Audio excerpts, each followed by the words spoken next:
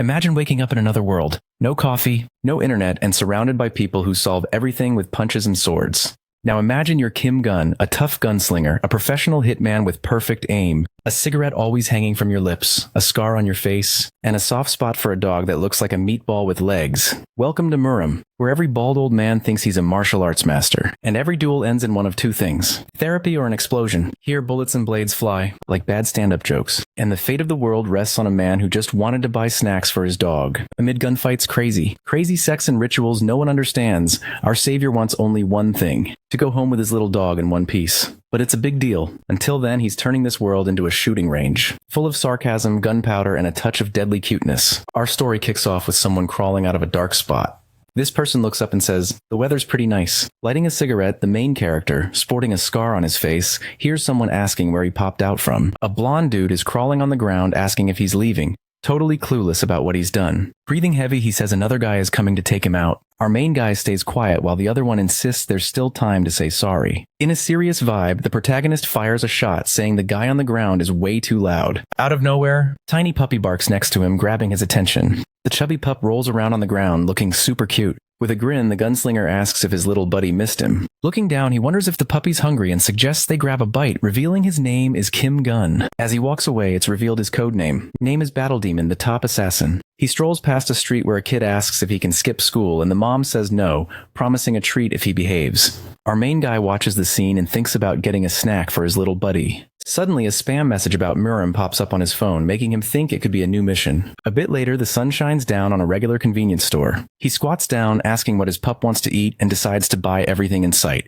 Out of nowhere, someone next to him says they need a second. Confused, our main guy wonders what this mumbling is about. The dude talks about work, and Kim asks if he's grumbling or chatting with him. Then the standing guy confirms that yes, catching Kim's attention. The assassin with hair in his eyes says it's a perfect time to take him out. Just as planned. Soon after, he waves goodbye to number one, who can only curse after that. Suddenly, a shot rings out while our main guy thinks this world is wild for dreaming. He says it was a pointless death, but then contradicts himself, saying he got taken out in the end, but he'll still get revenge on that fool in hell. Drifting into darkness, he wonders what'll happen to his puppy. When he opens his eyes, he sees his cute doggo. Suddenly, a shiny bald head of some random dude pops up. Our beloved gunslinger jumps up, headbutting this strange figure that just appeared. With his hands on his head and totally confused, our main guy asks if he just kicked the bucket since he's sure he got shot in the head. Worried about his puppy, he feels relieved to see it right by his side. Suddenly, the monk stands up, saying he finally woke up after ages. With a hand on his nose, the bald dude claims the savior has finally answered his call. Looking around, our main guy notices a bunch of other people shouting that they believe in him. Completely baffled, he freezes, questioning all this noise. Then someone steps in front of him, saying it's a pleasure to meet the savior. This same person introduces himself as the first elder of the divine doctrine of the Bloody Brotherhood. Our main guy stares at him, questioning this savior stuff, since he has no clue what's going on or how this works. But the bald dude just says they have a mission. The young man must conquer the Murim world. The gunslinger looks up, totally lost about this conquering thing, and so he wonders where he even is after all. Soon after, Kim realizes this isn't the world he knows. In fact, it's a place called Murim in another dimension that he's supposed to conquer. Apparently, he got summoned, but it's still super weird. He stays quiet, watching all those people staring at him with big smiles. Soon, those smiles fade when our hero says they're all nuts. Desperately grabbing his phone, he wonders why he was picked and realizes there's no signal here. Standing up defiantly, the assassin asks to be sent back before he starts dropping some serious words, but is shot down by the elder who's already doing that. Then he insists he needs to find the guy who took him out and must go back, confusing the elder who thinks the man isn't his savior. Our main guy says he isn't, and that the elder seems to have lost it, telling him to go back home. Suddenly, laughter fills the air. Someone comments on being proud of the protagonist's attitude, saying this is how a true savior should act. Looking back, he sees someone coming up claiming that in fact the elder isn't bald, but has just never had hair. Everyone gasps at the newcomer's savage burn. The elder says he shouldn't have talked to him like that. Sure, here's the improved version of the text while keeping the same line breaks and structure. Soon, the new character rolls up in front of the protagonist, saying he shouldn't be so insensitive and needs to get his head straight. If he's not careful, he might end up biting the dust without even knowing it. Thus, the leader of the blood cult, Sayuk Jung, makes his grand entrance. The gunslinger grins confidently, claiming it's the old dude who's messing up since they're the ones who summoned him. Standing tall, he warns the elder to watch his mouth, because one slip could mean death at the hands of the number one assassin. The elder rushes in, begging the savior not to mess with the cult leader. But surprisingly, the guy with the tied hair says it's all good and that he'll handle this. Then he throws down a challenge. If Kim wins, he gets to be the cult leader and can do whatever he wants. The elder tries to drop some wisdom, saying this is a terrible idea, but gets cut off by the gray-haired man. The gunslinger insists he's not looking for that, just wants to go home. Then out of nowhere, a heavy pressure makes him shut up. With wide eyes, he's totally lost on where it's coming from. Soon he realizes the danger when he sees the elder ready to unleash hell if he loses. He thinks he's never felt such fear of death, even as an assassin, but tries to chill. Still, since the guy in front of him is just an old man, called the ghost of the fight, he claims to fear nothing. When it asks if he's ready, the protagonist shoots back that he doesn't need to prep for an old dude. The guy in front of him smirks, saying they'll see how cocky he is, and Kim fires back, saying this isn't a battle of words, giving him the chance for the first hit. In the distance, the elder nods, saying he won't back down. Then he vanishes in a blink like a whisper in the wind. Quickly, the protagonist's face goes pale as he realizes. Before him, the old man appears like a bullet, ready to throw a punch. That fist, heavy as a wrecking ball, comes flying at him. Soon the impact slams into him, sending him flying backward. The explosion of energy from the hit smashes Kim against the wall. Upon crashing, he wrecks the place, which cracks under the force of the blow. A massive explosion goes off, showing just how strong the old man is. Freaked out and dazed, the protagonist can only spit blood, feeling the sting of the hit. The cult leader strolls over, saying he can't even dodge the simplest attacks. Then he questions if he's really his savior, calling him pathetic and saying he's not even worth killing until something catches his eye. It's the protagonist's puppy trying to bite the aggressor's leg. Panicking, the protagonist yells for his dog to run since it's dangerous. Uselessly, he tries to warn them not to touch his pet or they'll regret it. But looking to the side, he sees his buddy and family flying, crashing into the wall. With a shrill scream, he sees his family sprawled on the ground. The gray-haired man orders them to toss the protagonist into the underground prison and feed the animal to the wolves, which the bald man gets. With a roar of rage, the gunslinger declares it's not just a pet, but his family. Finally, he warns that if they touch his puppy, the man will definitely meet his end. The man turns, questioning if he really thinks he's that strong. Our protagonist stands tall and asks who he thinks is the strongest in the world. The bald man, just annoyed, replies that he's only provoking his master. The elder leader of the sect looks at the provocateur, his attention snagged by something weird. The bald man doesn't get it, but the leader acknowledges it's an unusual object.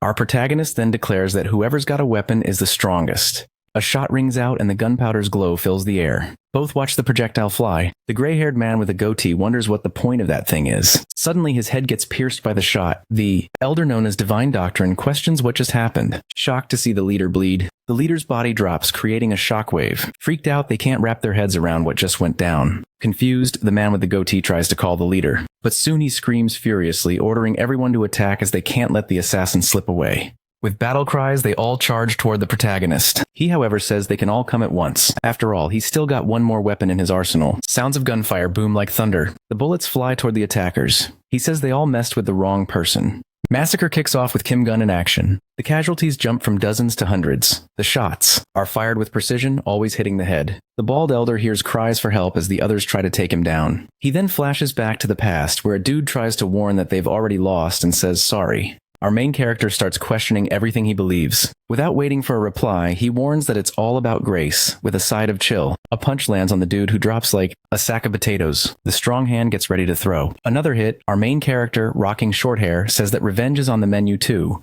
He's kind of bummed because they went down way too fast. Out of nowhere, someone shouts at the young man. He asks if he thinks he's the strongest now that he's all alone. He points out that there's always someone who can't be taken down, but our main character finds it all super silly. He asks if the dude even knows him, or if he's just playing the fool.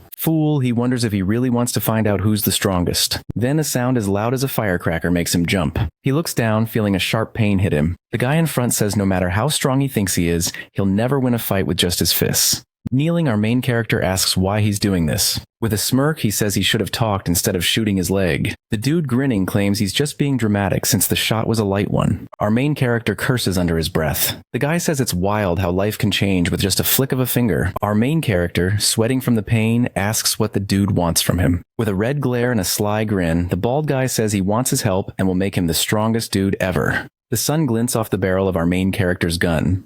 The bald elder looks up as a bullet zips through his arm. The protagonist asks if he really gets who's the strongest here. Desperate, the bald man promises to give him anything, just spare his life. Time ticks by and the elder asks how comfy the seat is. With a daring look, our main character grips the gun, now the cult leader. His little dog has leveled up to vice leader. A bullet whizzes past the ear of the grinning bald man. He feels the heat from the wound. Annoyed, the gunslinger asks if he's lost it, just wanting to go home. Realizing he needs to deal with the one who shot him, he thinks this might be impossible. The elder says he has no clue how to go back since there's no way. Our main character, pretending to be all cheerful, sings that he really doesn't know and should have said so earlier. He points the gun at the bald man's temple, threatening to send him to the old leader's lap in hell. The old man kneels, begging for a few more days to fix things. Fear is written all over his face as he pleads for more time. Irritated, our main character pinches his nose and tells the elder to scram. The bald man bolts, terrified, while our main character wonders if he should just end him. Soon, he plops down and chills, questioning the whole situation since his phone's not working. Suddenly, his phone buzzes. He opens it, shocked, thinking it was broken. He spots a weird message from someone offering a chance to conquer the Murim world. He recognizes it as the same message he got before dying,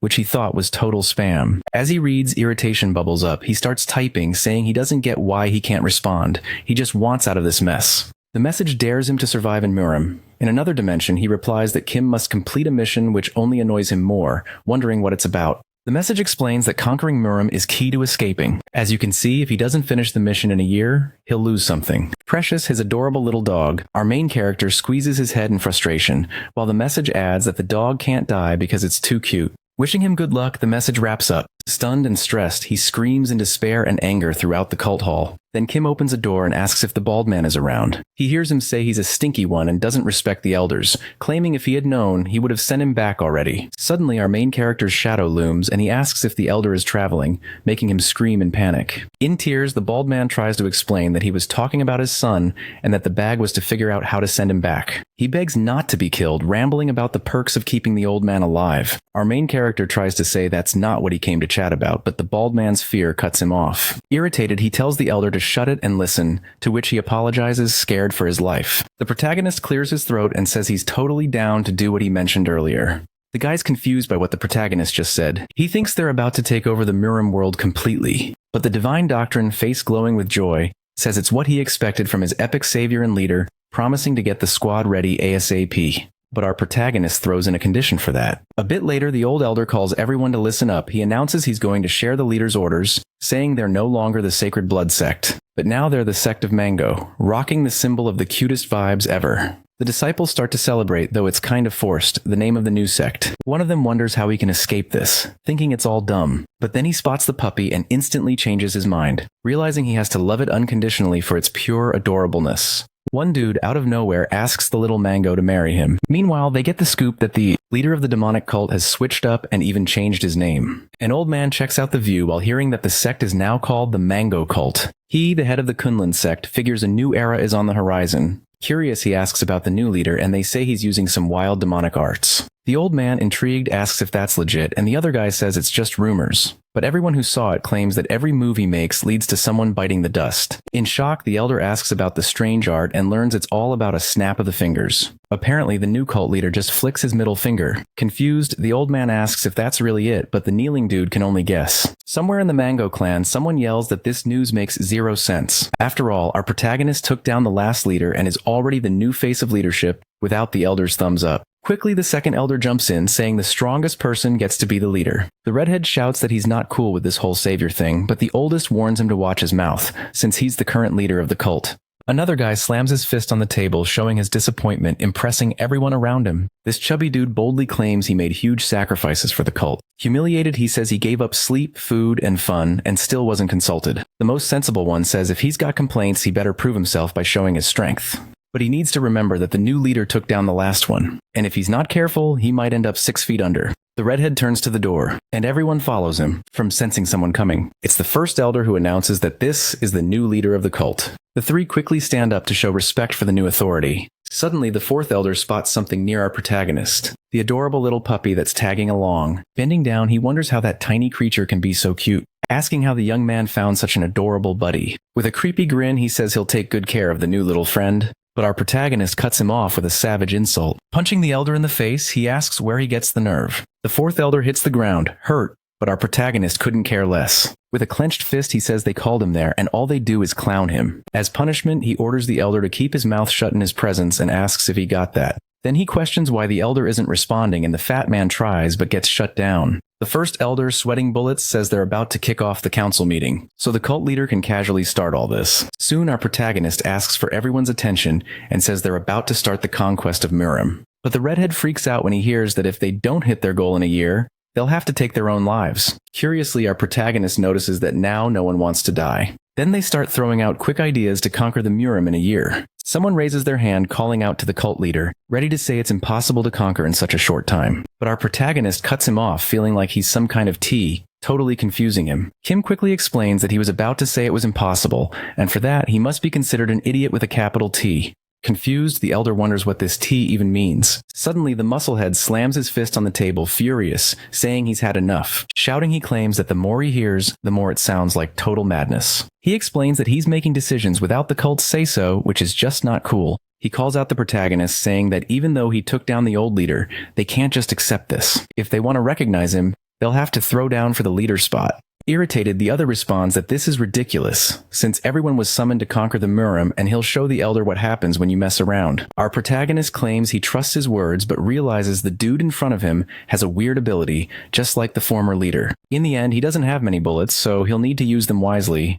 With his head down, our protagonist reloads his weapon, confusing the elder, who thinks he's bowing out of fear. With a confident grin, the redhead says, Kim must have pulled some trick to beat the last leader, but that won't work on him. Confidently, the redhead strides toward Kim, while the first elder tries to warn his buddy not to do anything dumb. The redhead taunts our protagonist, asking if he's scared to face him. The elder, our protagonist, and even the little dog are all shocked by the bold move. Continuing the roast, he questions why he's being ignored and says the boy seems hesitant to fight. Our protagonist declares that this ends here and decides to take him down hard. But as he pulls the trigger, something wild happens. His weapon turns into his phone. He opens the device and reads something that totally grabs his attention. With a sinister smile, the man asks why he's not being attacked, acting like he's the villain in a movie. But our protagonist stands tall, questioning if he really wants to face him. With slow, confident steps, Kim shows he's not backing down. Soon he agrees to the fight, but with a special condition that our protagonist thought of to teach him a lesson. He says his position is on the line, so it'll be fun to have a special duel.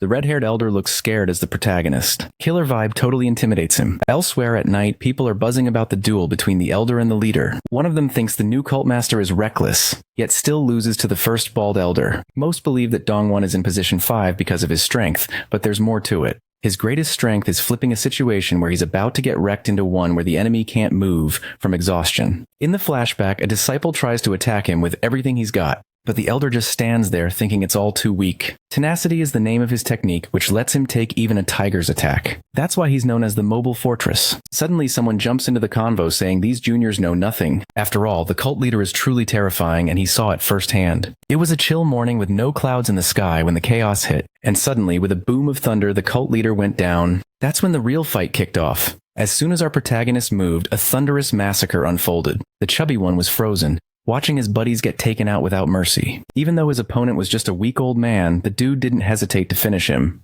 At that moment, a perfect nickname popped into the fat guy's mind. The true demon of horror. The two who heard the nickname thought it was a savage burn. But suddenly they announced that the leader and the fifth elder were already on the scene. A true battle of the century was about to go down. The mobile fortress against the demon of horror. Promptly, the redhead clasped his hands and asked if the protagonist was ready because he was going to beat him senseless. Kim found that ridiculous, but it was expected everyone was ready to throw shade, at least until the first shot was fired. The disciple stated that the duel would be under the conditions set by the leader. A simple punch, the rules were clear. The two opponents would take turns throwing punches, and the last one standing would win. It's important to note that the winner would decide whether the loser gets to live. Soon they decided who would start, but the redhead questioned if they had forgotten his title. Reminding them that it was the mobile fortress, he wouldn't regret taking the first hit. Our protagonist thought the dude in front of him was totally off his rocker, but then he figured, why not seize the moment? He warned that his main target was going to be his chest. The elder grinned, all smug, saying the other would totally regret spilling those beans. In a flash, all the muscles in his abs tightened up, bracing his chest. Fully pumped, he yelled for the protagonist to come at him with everything he had. But out of nowhere, a shot rang out, hitting the fifth elder right in the thigh,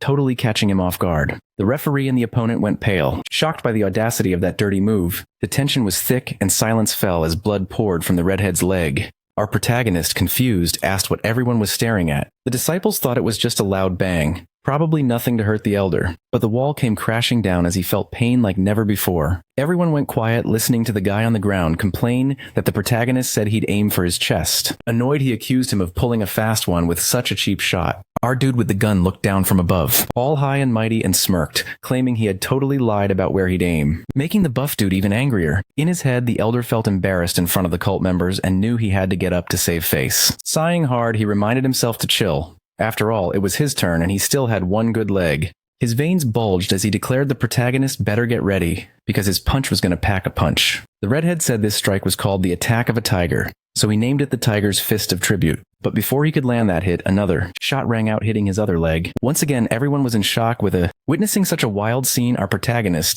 all chill, asked why they looked so horrified. The referee tried to explain that in this kind of duel, you gotta wait your turn, but Kim cut him off. He asked who made that rule and if it was in the Constitution or something. If it was, he wanted the article and paragraph to back up that duel. The Divine Doctrine Elder thought even a demon would be scared of such a twisted personality. In his mind, the redhead knew he had to stand up, but he couldn't feel his legs while he heard our protagonist drop a saying from his world. You can survive a tiger's attack if you keep your wits, but that's not true. All you really need to survive against a tiger is a weapon. Soon, the elder tried to beg for mercy, justifying his survival, but Kim had already made up his mind. Then we hear a sound like a gunshot, and the redhead shuts his eyes, waiting for the end. When he opens them, he sees Kim walking away, saying he's worth more alive than dead. In silence, the man watches this scene of unexpected kindness, his heart swelling with an incredible feeling. Scratching his nose, he realizes it's the start of a weird bond, but he's freaked out since his bullets are gone and he almost bit the dust. Suddenly, a notification sound perks him up. He checks his phone and sees he completed his mission to take down the 5th elder without killing him.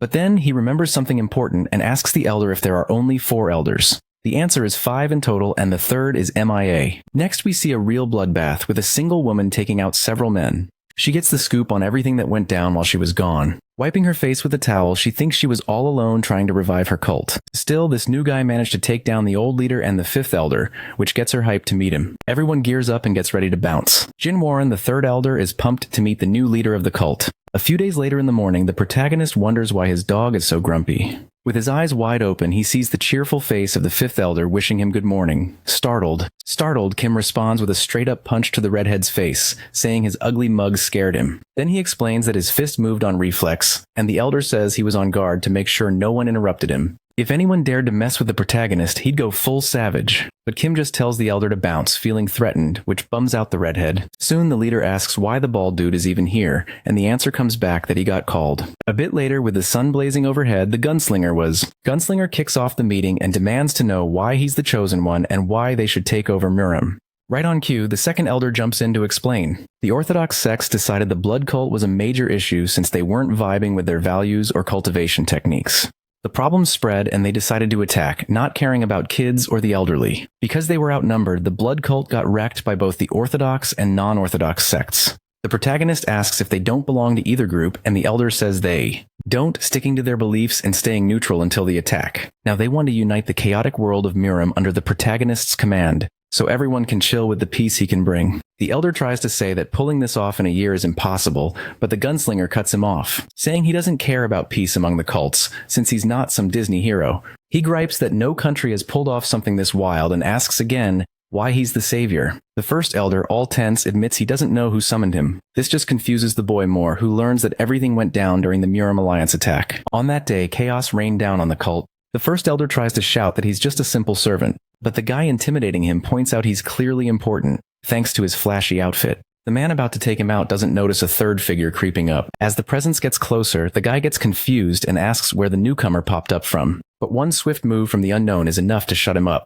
The bald elder screams in terror when he sees that with a single hit that dude twisted his head. In a desperate attempt to survive, the elder tries to play it cool, saying he's sick and doesn't have much time left. But he jumps when a weird scroll gets tossed his way. The unknown figure claims that at the right moment, the savior who will unite all of Murim will show up, and the elder needs to be ready for him. With the scroll in hand, the elder can only throw out questions. The shadowy figure quickly turns and says that once he reads it, everything will make sense. Our protagonist realizes this dude is a total mystery. But the elder spots something striking. The guy is as bald as he is, the protagonist. The antagonist hears this and thinks bald people must have a secret handshake or something. So this man was the one who brought him to this world, but his goals are still a total question mark. Suddenly, an injured disciple stumbles in, saying he's got a problem that needs to be seen ASAP. When they arrive, our gunslinger wonders what's going on. The scene before him shows all the cult members brutally dead. The one responsible apologizes for the unexpected mess with the new cult leader, explaining he acted this way because they weren't allowed to enter. This dude is named Gayum Gopung, leader of the Phantom Sword sect. The protagonist asks what's up with the chaos. If it was just a misunderstanding, there wouldn't be so many bodies around. With his sword in hand, the man explains he was waiting for the perfect moment to take down the blood cult. When he found out the former leader got taken out by an outsider, he couldn't hold back. Now they've got a reason to hunt these losers down as prey. Annoyed by the chat, the protagonist says they want to claim an empty house. With a big grin, the sword-wielding man says the young one is clever, but questions what he'll do now that he knows their plans. Kim shoots back, saying if he were clever, he'd already know what's coming. Someone behind the giant pipes up, saying there's no reason for the leader to take charge. The former leader is gone, and this axe giant will handle the boy. The protagonist freaks out seeing the size of the weapon, and asks if he's really planning to chop off his head with that. Determined, the giant says it's obvious and will do it quick so the leader doesn't suffer. Kim watches him approach and thinks he's actually pretty fast. Suddenly, something catches the gunslinger's eye. He's no longer holding his weapon. Defenseless, he sees the monstrous figure about to end him. But then, a weird sound rings out and the giant jumps back, startled to see ketchup flying everywhere. The person defending our gunslinger says it's pure audacity to attack their boss right in front of them. The hefty elder claims the giant won't even leave a mark with that swing. Then the redhead chimes in, saying that going after the leader of the Mango clan and treating him badly is one of the worst crimes ever.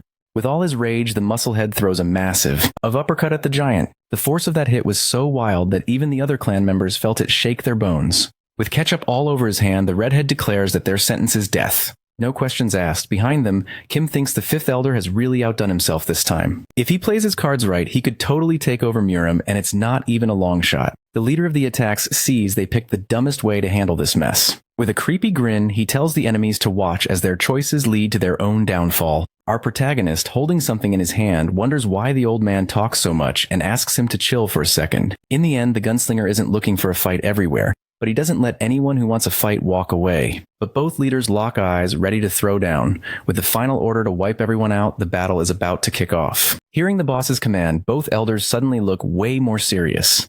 The redhead bolts forward, shouting that he's been waiting for this moment. Our protagonist realizes he's actually useful in situations like this. But looking at the hefty guy, he thinks maybe he's more useless than he thought. Striking a pose, the elder crashes to the ground, flexing all his muscles. With a wild grin, he says he's been holding back forever and tells them to come at him. The cult members charge toward the fortress, but the redhead dodges the first attack like it's nothing. The second one is just a joke to him. Seizing the third chance, he lunges and lands a brutal punch right to the attacker's ribs. The other two attack, but it's like throwing marshmallows at a brick wall. With a quick move, the fifth elder easily takes down both of them, but then he realizes he's left a gap in his defense. Behind him, one of the attackers rushes in, thinking he can take him out. The sound of something slicing through the air echoes, but the fifth elder stands tall, seemingly hit. The disciple brags that the sword was a gift from his dad, but the elder just laughs, grabbing the blade with his bare hand. With a flick, he snaps the weapon that meant so much to the guy. Then he grabs the attacker by the neck. The disciple gasps as the redhead lifts him up effortlessly. He slams him to the ground, smashing his head against the floor. With a grin, the redhead says these skills are just ridiculous. Feeling a presence behind him, the elder gets ready for another attack. But surprise, it's his brother watching his back. Another disciple charges in, questioning if the elder can handle it.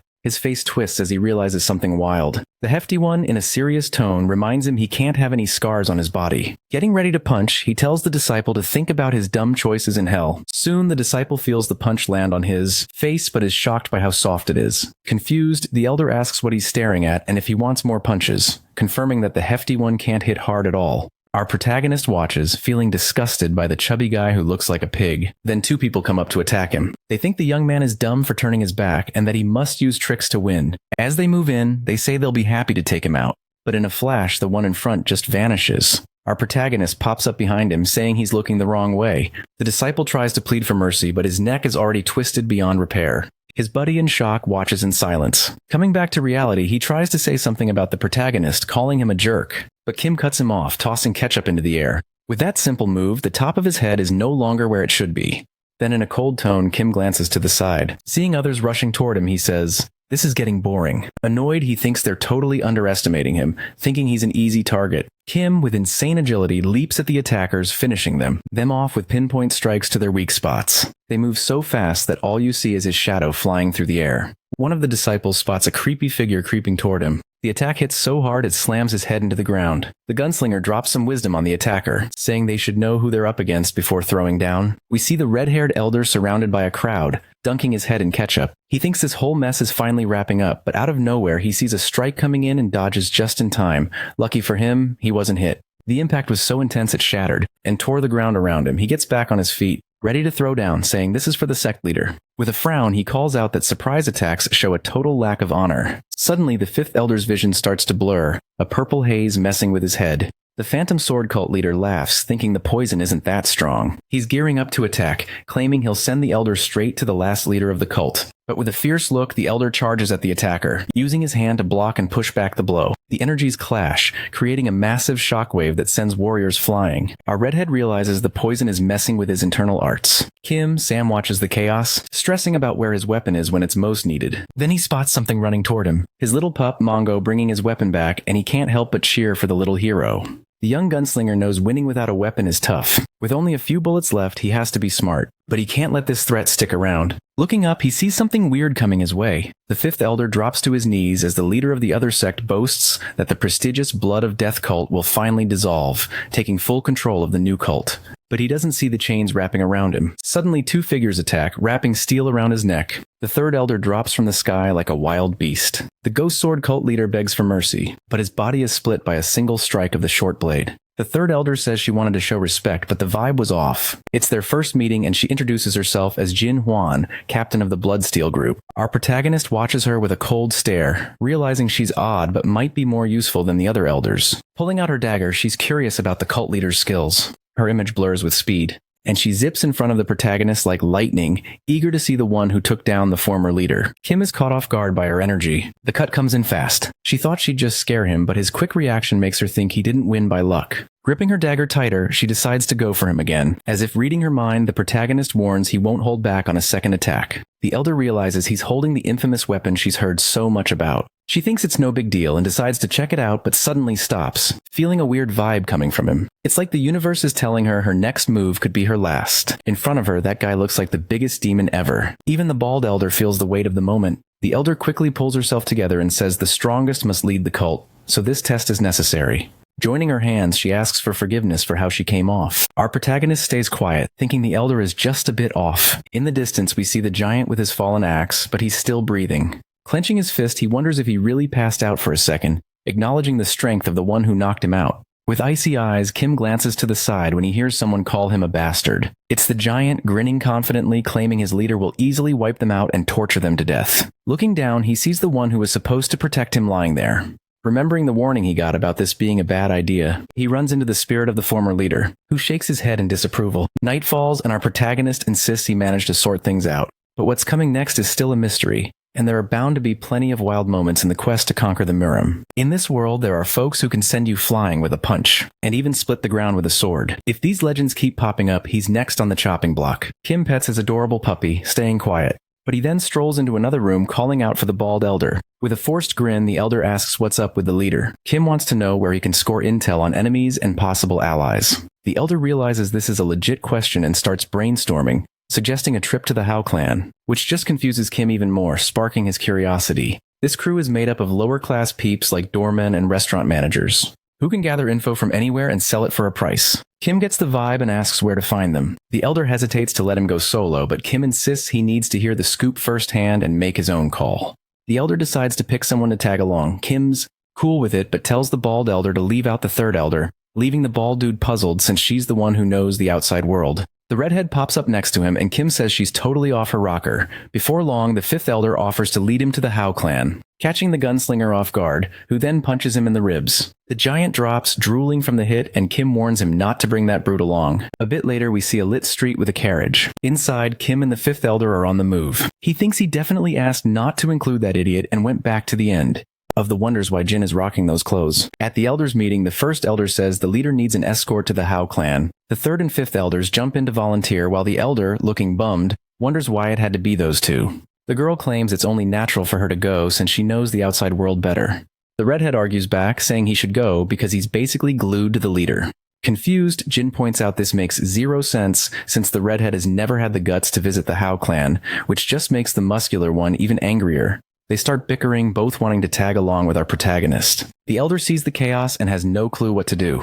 Kim thinks about how he'll take down that bald dude next time he sees him. Quickly, the coachman chimes in that it's getting late and they should crash there for the night. The street is buzzing at night, and someone greets the gunslinger, asking how they can help. The redhead says they need a few rooms for the night, plus food and drinks. The host happily says it'll be a pleasure to serve them and promises to bring everything they ask for, just asking them to take a seat. But suddenly, someone kicks the door in like they're auditioning for a wrestling match. It's a guy from the Kunlun clan, drunk and on the hunt for a drink and an empty room. He demands they find him a room, even if it means booting someone out.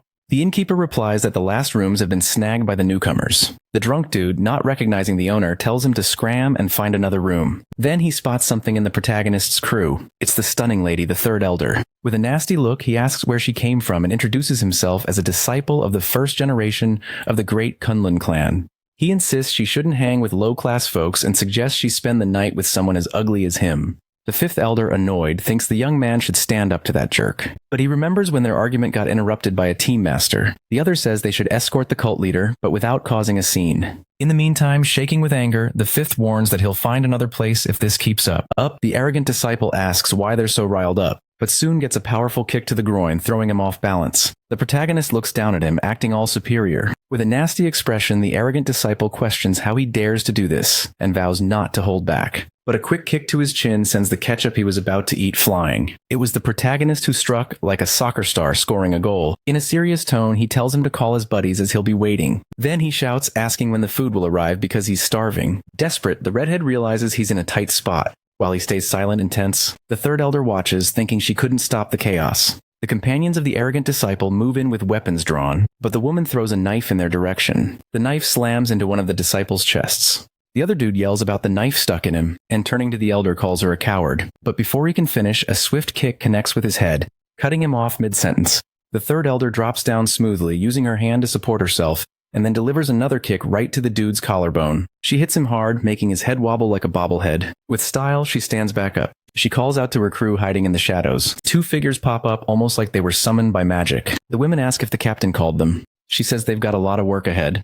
She made sure they'd leave the guys alive. So they need to dose them with some hallucination drug to wipe their memories and toss them in a bar with some ladies of the night. After that, she'll dish out new orders. With a serious vibe, she says she needs to chat with the cult leader. The protagonist wonders if she's going to go after him again. The three are chilling at the table under a bright light. The woman asks if the leader knows who those guys were, and he says he doesn't. She explains they were disciples from the Kunlun clan, part of the Murim alliance who've messed with them before. If this news gets out, that nightmare could happen again, and she's not about to lose her cult, which she sees as family. Again, the protagonist stays quiet, deep in thought. Soon a memory pops up about his family in a photo. He sees his younger self in a rundown orphanage living in rough conditions. The woman insists they need to dodge any run-ins with the Murim alliance at all costs. The protagonist, serious as ever, promises to keep that in mind no matter what. The fifth elder is surprised, since it's rare for the cult leader to agree so easily. Then the protagonist asks if the Hao clan is linked to the Murim alliance, getting a no in response. The woman notices he looks tired but stresses the need for caution, assigning the fifth elder to keep him safe. The redhead asks where they're headed, and she replies that she'll make sure the evidence of what went down doesn't leak. She heads out, wishing him a safe trip back. A bit later, the elder calls for the leader, saying they've arrived. The protagonist jokes that they took forever. He steps into the spot where he'll meet the Hao clan. An old dude with lines on his face asks how he can help. The protagonist mentions the secret key. Hearing that the old man sells some special booze, the old man pulls a hidden lever, inviting them to follow him. The group heads down the stairs, all chill. The old man tells them to step inside. When the doors swing open, they're greeted by the host of the Hao clan, the provincial manager. He thinks the Manga clan is a bit weird, once super prestigious, but now kinda a mess, so he figures it's not smart to be nice to them. With a cocky tone, he asks what brings them there. The fifth elder, annoyed, notices the host's arrogance as he looks down on them. The protagonist brushes off the tone and seems confused. With a grin, the manager points out he's being ignored and claims he's a pro at dealing with people like that. He starts to mock, asking if something about his vibe was off. The elder gets even more annoyed, sensing the guy wants him gone, but the protagonist just smiles and bursts out laughing. The manager laughs too, thinking the protagonist is loving the joke. Both are cracking up almost in a creepy way, but soon the manager's smile fades and he says he's out since this is all pointless. The protagonist asks his ally if the clan really isn't tied to the Murim alliance, getting a yes back. He points at the arrogant dude in front of him and tells the fifth elder to take action. Getting the hint, the redhead steps up with a tiger punch, smashing the arrogant dude right in the face. His hit is so strong it sends the manager crashing through several doors underground. The protagonist walks up and says the gunslinger isn't dumb for laughing with him. A cult leader showed up personally and the dude better show some respect. He turns to the old man assuming he's the real boss. The redhead thought Kim acted out of emotion, but he didn't realize the old man was the true manager. Startled, the old man calls for the attacked manager, who really is the real one. The fifth elder looks even more confused, making a funny face. The protagonist realizes his mistake and chuckles lightly, showing off his wild imagination. In the distance, a masked guy watches the scene. With a strange technique, he starts to fade away like mist. Another person on the roof asks where the leader of the Mongo clan is right now. This disciple says he's chilling at the Hao clan in Branch Province with the fifth elder, but guess what? They had a little mishap on the way with the Kunlun clan's disciples. An important dude is all fired up saying this can't slide and sends a message to the protagonist's clan. The tea is that they're rolling up for a slow and painful showdown. Biting his lips in rage, the establishment owner is fuming over how they dared to mess with him and swears he'll never let it go. The protagonist steps in saying that's enough and tells him to sit down for a chat. The kneeling guy insists his lame existence doesn't matter, but the protagonist shoots back that he better sit or he'll get wrecked. Soon the dude, looking all fresh and clean, asks what brings a cult leader to this dump. The protagonist says he wants the 411 on the sex vibing with the Murim alliance, and the guy nods, saying he's in the right spot, asking if there's anything else. The protagonist wonders if there's any crew that can boost their strength. The guy raises an eyebrow, asking if he's planning to kick off a war. The protagonist, in a serious tone, asks if he really needs to spell it out, and the guy says, nah. The manager drops that this info is gold and suggests a price of at least $2,000 in cash. He knows it's a lot, but thinks it'll keep the jerks happy. Kim decides to drop some wisdom on his buddy. Everything's useless when death's on the line, and the redhead gets it fast. The manager, confused, asks what they're cooking up and tells the cult leader he'll lower the price. The elder warns that the other dude better be ready to live in misery and lose a member, and Kim gives him props for catching on quick. The manager, sweating, says he can't just hand over the info for free. The protagonist replies that no one said anything about free stuff. They'll trade something. The guy, relieved, asks what he'll get. And the protagonist, rubbing his hands together, says he looks like a kid waiting for a Christmas gift. So the gunslinger is going to be a cool Santa and let the young man live in exchange for the scoop. The guy tearing up wonders who Santa Claus is and what Christmas even means. The protagonist then says since they're cool with the trade, he urgently needs the info. The guy thinks he's worse than a demon and promises to send the deets about the Murim alliance. But he'll need to hunt down certain groups that could help the Mongo clan and will need some time for that. The protagonist asks how long, and the guy says about 30 days, but the gunslinger cuts it down to 1 week. Kim gives him just enough time to get the goods, but soon the guy asks if he can spill some tea about the Kunlun clan. He explains that this sect is part of the Taoist alliance and hangs out at the top of a massive snowy mountain. Being there is no walk in the park, and since it's a super closed sect, there's not much to know. But they join the 9 great sects of the world because they're a small elite squad with some serious power. For some unknown reason, after the war against the blood cult, all disciples were sent down the mountain. The boy, deep in thought, figures that being a small elite group means they probably wiped out the members who disrespected them. He wonders if the higher-ups just lost interest in the weaker disciples, and the informant nods, saying that seems to be the case. The protagonist ponders if he should see this as a blessing or a curse, and orders him to send the rest of the info straight to the Mongo clan. But before he bounces, he asks what their relationship is now. The guy quickly replies that they're just business partners, which hits the protagonist right in the feels. He says that where he's from, when 2 people throw down, they end up becoming friends. Then, he asks again what their relationship is at that moment, gripping the guy's shoulder tight. Totally tense, the man realizes this feels like getting hit from one side while his buddy just watches and says they're allies. The protagonist turns and says now that they're friends, he needs to know he's ready to sacrifice his life for him, living for him instead. This makes the guy tense as he realizes he's made a deal with the devil. But the protagonist in a chill tone assures him he'll be under his care. After all, they're practically brothers now, and we can see the carriage rolling back to the clan. Our protagonist asks if the third elder is still in the district, and the answer is probably yes, since she usually ghosts everyone with her messages. Suddenly, something zooms past him, making the horses freak out and neigh like they just saw a ghost. The redhead yells, wondering what's going on, but it turns out to be a member of the Third Elder's squad who's all apologies and says they had to block the street because of an emergency. He needs to bounce back to the Mongo clan for his own safety. No cap. Our protagonist catches what the vice leader Jong Nanok of the Blood Chain team said, and when he rolls up to the cult, asks who those people are. The letter says the Black Blood sect is about to drop by, so they better gear up for a showdown. The bald elder asks if he's already spilled the tea on this sect, but our protagonist tells him to keep it short and spill the details. This crew is wrapped in rumors and is infamous for being a savage organization. They rake in cash through hits and don't hesitate to pull off brutal acts no matter the age, gender, or beliefs as long as the money's right. After the rundown, we see Kim deep in thought, probably plotting his next move. The bald man says they don't play by the rules, so they probably sent the letter with plans to take him out later. But no stress, he's got a plan up his sleeve. At night, the guards spot someone creeping up. One of them points his spear, barking orders to stop or face the consequences. The person moves slow, getting warned not to come any closer. The elder said if a sketchy person rolls up, the disciple should attack on sight. And that's exactly what he does, quick as a flash. But behind him, the newcomer looks ready to stir up trouble. He stumbles upon some fallen bodies and sensing another presence.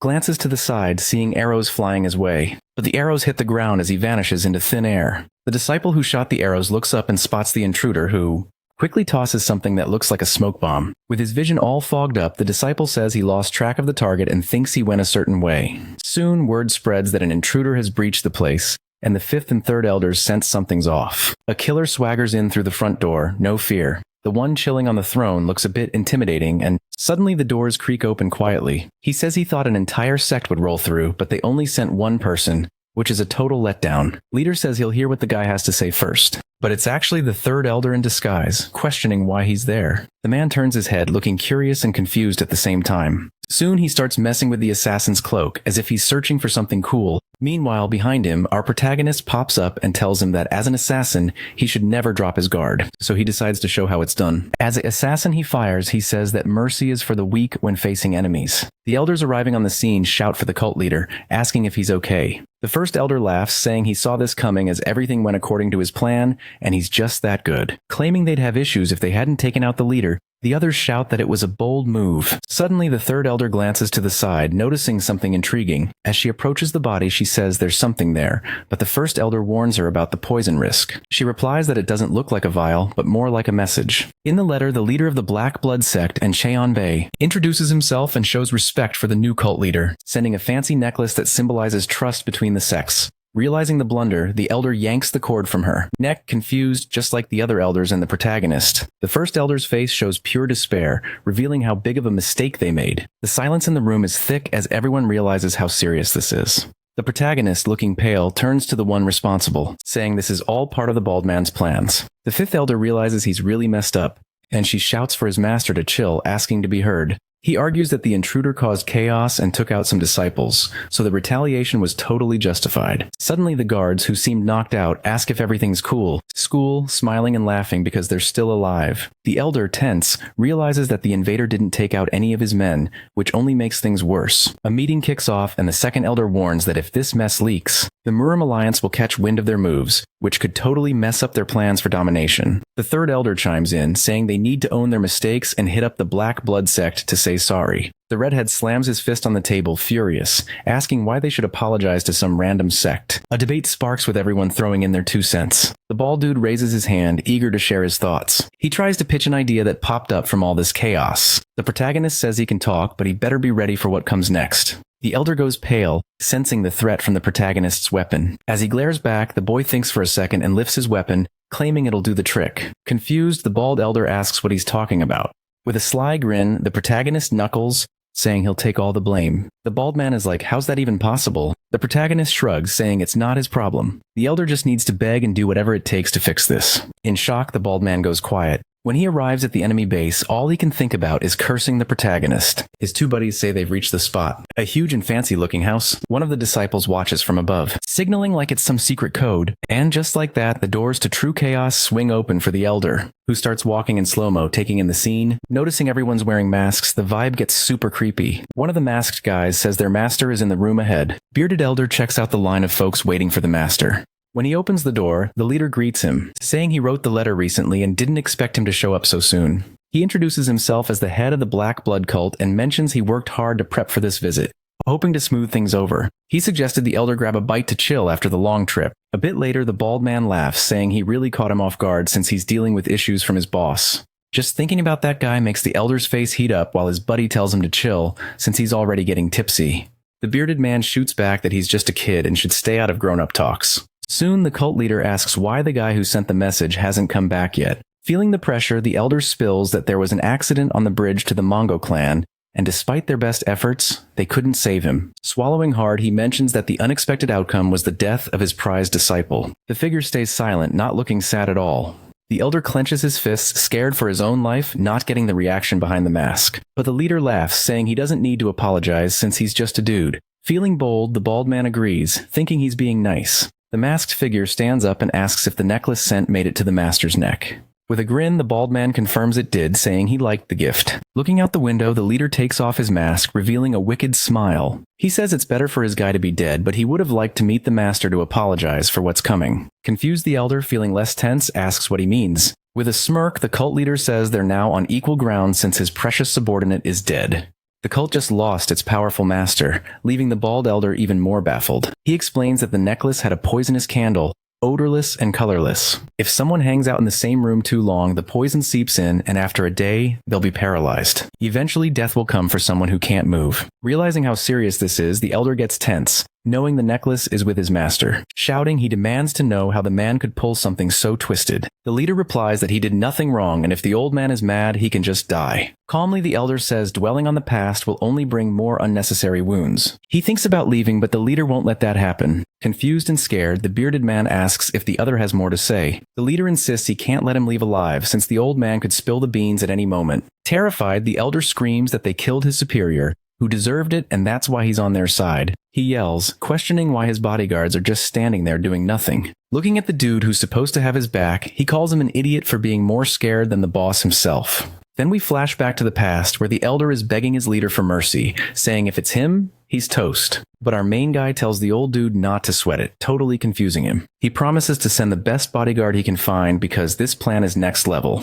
Back in the present, the elder is wondering why he got stuck with such a useless bodyguard, claiming he's a goner in this mess. With a desperate shout, he screams for his doom to chill out. As the blade gets closer, someone starts cracking up, finding the whole thing hilarious. It's the other bodyguard who says nothing's changed. He's reminiscing about his glory to the days. As he pulls off the mask, he shows his real face and drops some wisdom he picked up from the ladies. His special vibe gives hope to the bald guy, who's even more shocked. The cult leader is totally stunned to see him there, asking how he even got there. The newcomer strolls up and asks why he never spends that cash. The answer is simple, he points a gun at the enemy. Soon, he says no one gives out pricey gifts without wanting something back. Before all this chaos, we see the second elder knocking on the master's door, who lets him in. He rubs his hands and asks if he can check out the weird necklace Kim got earlier. Our main guy says sure, but he doesn't get why it matters. He just warns him to be careful because his little dog is playing with it. When the guy picks up the necklace, he checks it out and confirms he was right. Inside the accessory, there's something, an ultra-poisonous candle. Our main dude, going pale, realizes this wasn't a gift at all. The second elder says the first was spot on. Our main guy jumps up, worried if his little dog is in danger from the necklace. But the bearded dude reassures him, saying the pup wasn't exposed for long. It might take a bit to recover since he doesn't know what poison was used. Realizing the stakes, our main guy declares he's going to take out everyone who tried to pull a fast one on him. But the long-haired dude notices he's not listening, warning him not to go off the rails. Given how serious this is, he says it's dangerous. The second elder suggests a plan. The bald guy screams with joy, realizing our main dude is alive and claims he's safe. But Kim, with a look of disgust, orders him to bounce immediately, scaring him.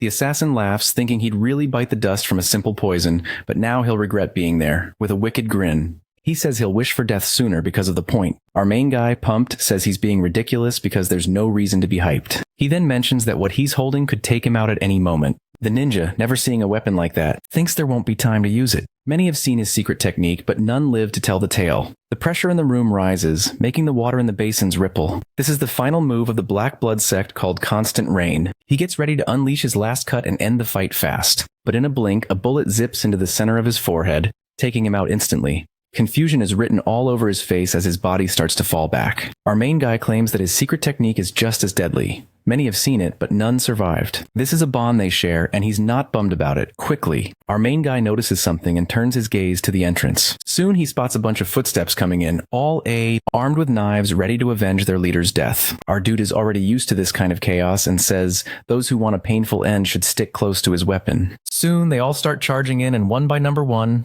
they're taken down by gunfire. To save bullets is priority. Main guy also pulls out a blade, making ketchup spray from the enemies he slices with skill. He's a pro at this kind of combat, blocking hits while shooting. Taking advantage of openings, he finds a way to escape. Carving a path through the guys trying to stop him, he moves like a snake, landing shots and precise cuts to the vital spots of his enemies. The bald guy hears the ruckus in the room and imagines our main dude is a total monster in martial arts. After a few minutes, the dude stands among the bodies, but when he looks around, he can only think this is all super weird. Back in the day, he was all about those one-on-one fights, but facing a whole squad at once?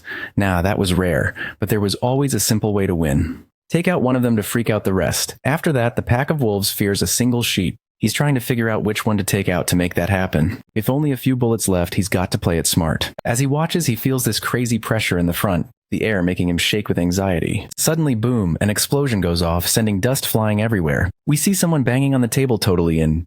It's the third elder saying their lord better be strong or he's toast. The second elder chimes in, saying there's no need to stress about his safety, which just confuses her more. The dude quickly grabs his tea and hears he's got to take someone with him.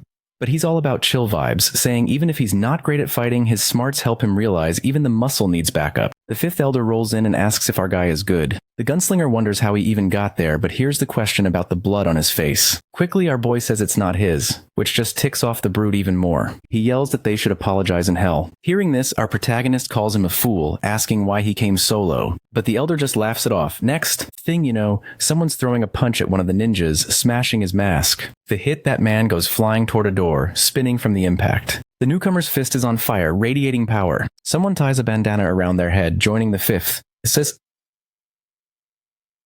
Elder's crew rolling in like a squad. Holding up some unconscious folks, the fifth elder says he's got a whole unit under his command. Our protagonist thinks for the first time he actually did something he enjoyed and warns that he's finished his revenge. He tells them to wipe out the rest, getting a solid yes in return. The redhead lands a kick on one of the thugs, sending him soaring with a quick steps. He follows the other as he gears up for a massive punch. He finishes by slamming down the one who dared to attack the leader right into the ground. The other assassins stare at the elder, who's giving off some serious demonic vibes. Lives. He asks why they're just standing there. Moving in the end, he makes an attack and questions why they aren't fighting back. After taking down the first, he fires a second kick at the next enemy, who gets wrecked. The third doesn't even see the smooth movement that hits him all at once. This dude is a beast, chasing after the others like a wild animal. His presence is dark, casting a heavy aura around him. Each punch hits with insane force, almost like he's flying as he takes out everyone in his pack. The gunslinger watches, totally speechless. In the middle of the sea of bodies, he can only think he's actually useful. Then the bald guy opens his mouth and asks for a minute. He tells the cult leader to look back because an enemy is coming. But in a flash, our protagonist takes him out, making him spill ketchup and asking why he even called him. The others are trapped by the fifth elder's combat unit. The redhead quickly asks what to do with these guys. So they dared to point blades at the cult leader. Not even death will stop these fools. Resting his hand on his chin, the gunslinger thinks their fighting spirit is impressive, and it'd be epic to have one of them on his side. Suddenly, something catches his eye. As he walks slowly, he grabs the attention of the fifth elder, who asks what he's up to. Taking light steps, he approaches one of the guys, who looks like a kid. Shaky hands just scream, not ready for this. Soon our protagonist raises his hand and pulls off the mask, revealing a crying, scared kid. This shocks him and makes him furious. Flashing back to the past, we see him in the orphanage, a beggar losing cash. The adult next to him asks why he doesn't ask properly, saying he doesn't look miserable enough. The bearded man says he better step it up or he'll end up breaking a leg. Our protagonist, as a skinny kid, says he'll do his best and apologizes. Then, in a moment of kindness, he kneels before the girl. He calls her up and asks if there are any other kids her age. The young girl quickly shakes her head, saying there aren't any. As he gets up, one of the henchmen calls her dumb for forgetting her job. He orders her to take out the protagonist, but the gunslinger doesn't play around and fires a bullet right into the guy's head for interrupting. Kim, trying to be nice, tells her to just keep her eyes closed from now on. Exhausted, he grumbles about how these cowards hand knives to kids and send them off to do the dirty work. With a fierce look, he questions if they even remember what it means to be human. Holding the little girl's hand, he tells the fifth elder to handle the mess while he takes the girl away. He gives his final order, make sure the rest are taken out brutally, and if they can, burn them alive. A bit later, we see the carriage where our protagonist is chilling. The little girl is now with some tough guys who are escorting her. The redhead smiles, thinking the cult leader has a soft side, even if he looks all scary. Soon he glances at the girl and calls her over. With a creepy smile, he asks for her name. The young girl, still scared out of her mind, starts to cry, looking totally lost. The fifth elder tries to apologize, realizing the protagonist is ready to go full-on protective mode for the kid. Kim reassures her that she doesn't need to stress and should just sit back and relax. The girl, fidgeting with her fingers, thanks them for saving her but doesn't think she'll be much help. Feeling bold, she says she'll do whatever they ask and will totally crush it. Our protagonist says he kept her alive, but she doesn't need to do anything wild for that. So he throws her a curveball and asks what she thinks she should do. Our little assassin says she just needs to play. Kids are pros at that. They eat well and do everything to keep the adults who care about them happy. When they roll up to the cult, the elders call for the cult leader, asking if he's back. Seeing him, they ask if he's hurt, and he's like, "Nah, I'm good." The third elder spots the little girl and waves her over. He realizes she's super cute and decides to ask for a favor. He says he'll stick around for a bit and that the elder should set up a cozy spot for her to crash. Out of nowhere, the protagonist's adorable puppy trots over, but it totally ignores him, confused about the lack of love. Unbothered, the little dog stops in front of the young girl, who's totally smitten by its cuteness. She reaches out her hand to the little furball and smiles, loving it when it licks her hand. The protagonist chuckles at the scene, while everyone else is just baffled by the gunslinger's soft side. He starts massaging his shoulder, saying he'll ask the third elder to look after the girl while he catches some Z's, but remembers to ask her name. She says her name is number 121, given by the Black Blood cult, which doesn't do names.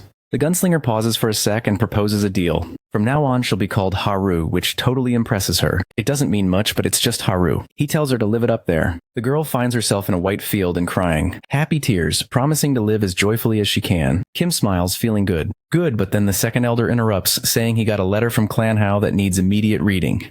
The protagonist unfolds the scroll and calls on the fifth elder, telling them to gear up for a long adventure to find a new shield of flesh. In the dim room, he reads the scroll calmly. Written by Ma Yongai, the chief of the Heimin province, the first. First mention is the group of the 36 acres of forest, which is against the Mangu sect. Having these enemies is a hassle since their numbers are huge. The 36 families and over 100 masters make a serious force, including Yugen Yach, one of the top dogs on the continent. The protagonist thinks it's tough to gauge, but if they're on his side, they'll be a massive help. He flops onto the bed, wondering what to do next, and eventually drifts off to sleep. Soon, someone calls for the master at dawn. It's the fifth elder, along with the kid, saying all the journey prep is done. As he tries to say good morning, the protagonist slaps the giant in the face. He sits up, saying he couldn't catch any sleep because he was too hyped about leaving, and asks why the kid is there. She glances to the side, waiting for the elder to answer. He says he just wanted to see the master's face when he woke up. Ignoring this, Kim asks if they're ready, and the answer is a loud yes. The elder pulls out a weird cloak, all set for the occasion. The protagonist, scrunching his face, says it looks like something out of a fairy tale. The young girl thinks it's gorgeous, hyping up the protagonist and the brute. Kim, after a moment of silence, decides to rock the outfit, and it fits him perfectly, matching his vibe. The brute yells with excitement when he sees the cloak looks awesome on the protagonist, and the kid chimes in with praise. Before long, he strides ahead, telling them to hurry up already. The little girl calls out to the leader, who asks what's up. She says while he was snoozing, she played as much as she could and warns him to watch out on the journey. The gunslinger says that's cool, and she should keep playing until he gets back. When they reach the carriage, he mentions it's getting late, and questions the amount of luggage since it's just the two of them. Suddenly, the third elder pops up and says she's coming along because she thinks it'll be an epic journey. Kim asks why she's tagging along, and she replies that she knows the trail well, and it's better to avoid any drama. The guy thinks 3 heads are better than just the fifth elder, but then wonders if she's really going in that flashy outfit. She nods, confirming it. The boy comments that it seems a bit much, which slightly annoys her. A bit later, everyone's in the carriage, and the protagonist asks if they're headed the right way. The redhead says they can't go straight since the second commander's HQ is nearby. The protagonist suggests meeting the head honcho first, but the elder explains that none of them are tight with him, so it's better to roll up to the second commander without any heads up. Soon the protagonist asks what the second commander is like, and the elder says they'll find out together. The horse starts to tire from the long trek. The protagonist asks what's up, and the answer is, they've been chatting too much. The elder suggests they camp there for the night and grab some dinner. After a bit, the elder asks if the food was good for the master, and he says yes, it's the bomb. Suddenly, some trees and bushes start rustling. The third and fifth elder. Others go on high alert. The person approaches, apologizing, and begging for food because she's starving. The third elder, arms crossed, feels a bad vibe. The girl, with arms like a superhero, has her stomach growling and says it's not cool to deny someone food during dinner, but judging by her state, she figures she must be on the run and that it's better not to stick around too long. The blonde apologizes and says she'll just eat quickly and then bounce. She comments that the spot is really nice, and then the protagonist wonders if she's lost it. The girl introduces herself as Song Run and says she'll pay back the kindness with food. The elder tells her to forget that, and if she's done, to scram quickly since things could get dicey. She apologizes again and says she'll get up and leave fast. As she says goodbye, she wishes them a good dinner. They realize she's in a hurry because she's devoured everything they had. The elder says she'll whip up more food and tells the master to chill in the carriage, which he agrees to. When they arrive, he gets ready to open the door, but hears horse hooves behind him. Looking back, he sees a squad of guys approaching, looking like an army. A dude with a mustache and beard holds up a poster and asks if he's seen this woman. The protagonist recognizes the blonde from the flyer. In his head, he thinks they're not good people for using such rude language and draws their attention. But then he changes his mind, sighs, and decides to let it go, trying to chill to avoid any drama. He turns and says he doesn't know anyone like that, wrapping it up by saying he's tired and wants to be left alone. But shockingly, the soldier starts getting heated, veins popping on his face. He asks if this crazy dude knows who he's talking to and if he's asking for trouble. Our protagonist, already annoyed, asks if he knows who he is. But then a voice chimes in saying they've never seen such a person. It's the third elder who shows up saying they should part ways and not invade others' space for no reason.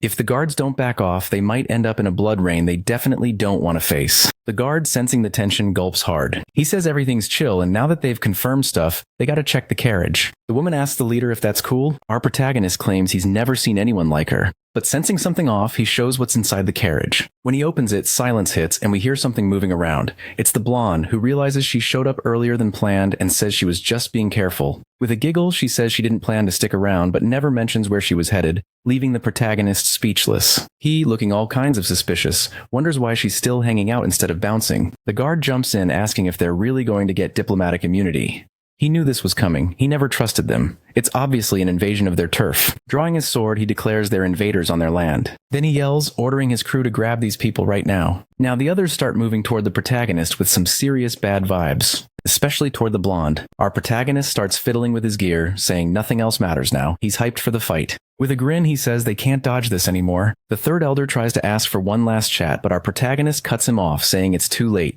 Then something heavy drops between them. It's the fifth elder who says these guys are way too loud. With a glare, he asks who they think they're drawing swords against. Our protagonist calls out to the fifth elder, who responds with a grin. Both decide to wrap this up, sporting some seriously creepy smiles. The redhead charges at one of the guys. He tries to say they just wanted the woman, not a brawl, but gets interrupted by the fifth elder's foot smashing into his face. Taking advantage of the chaos, he grabs the saddle of a horse and gets ready. Soon he jumps up, using the horse's movement to grab another guy's head, wearing a psychotic smile that's hard to see through his dark vibe.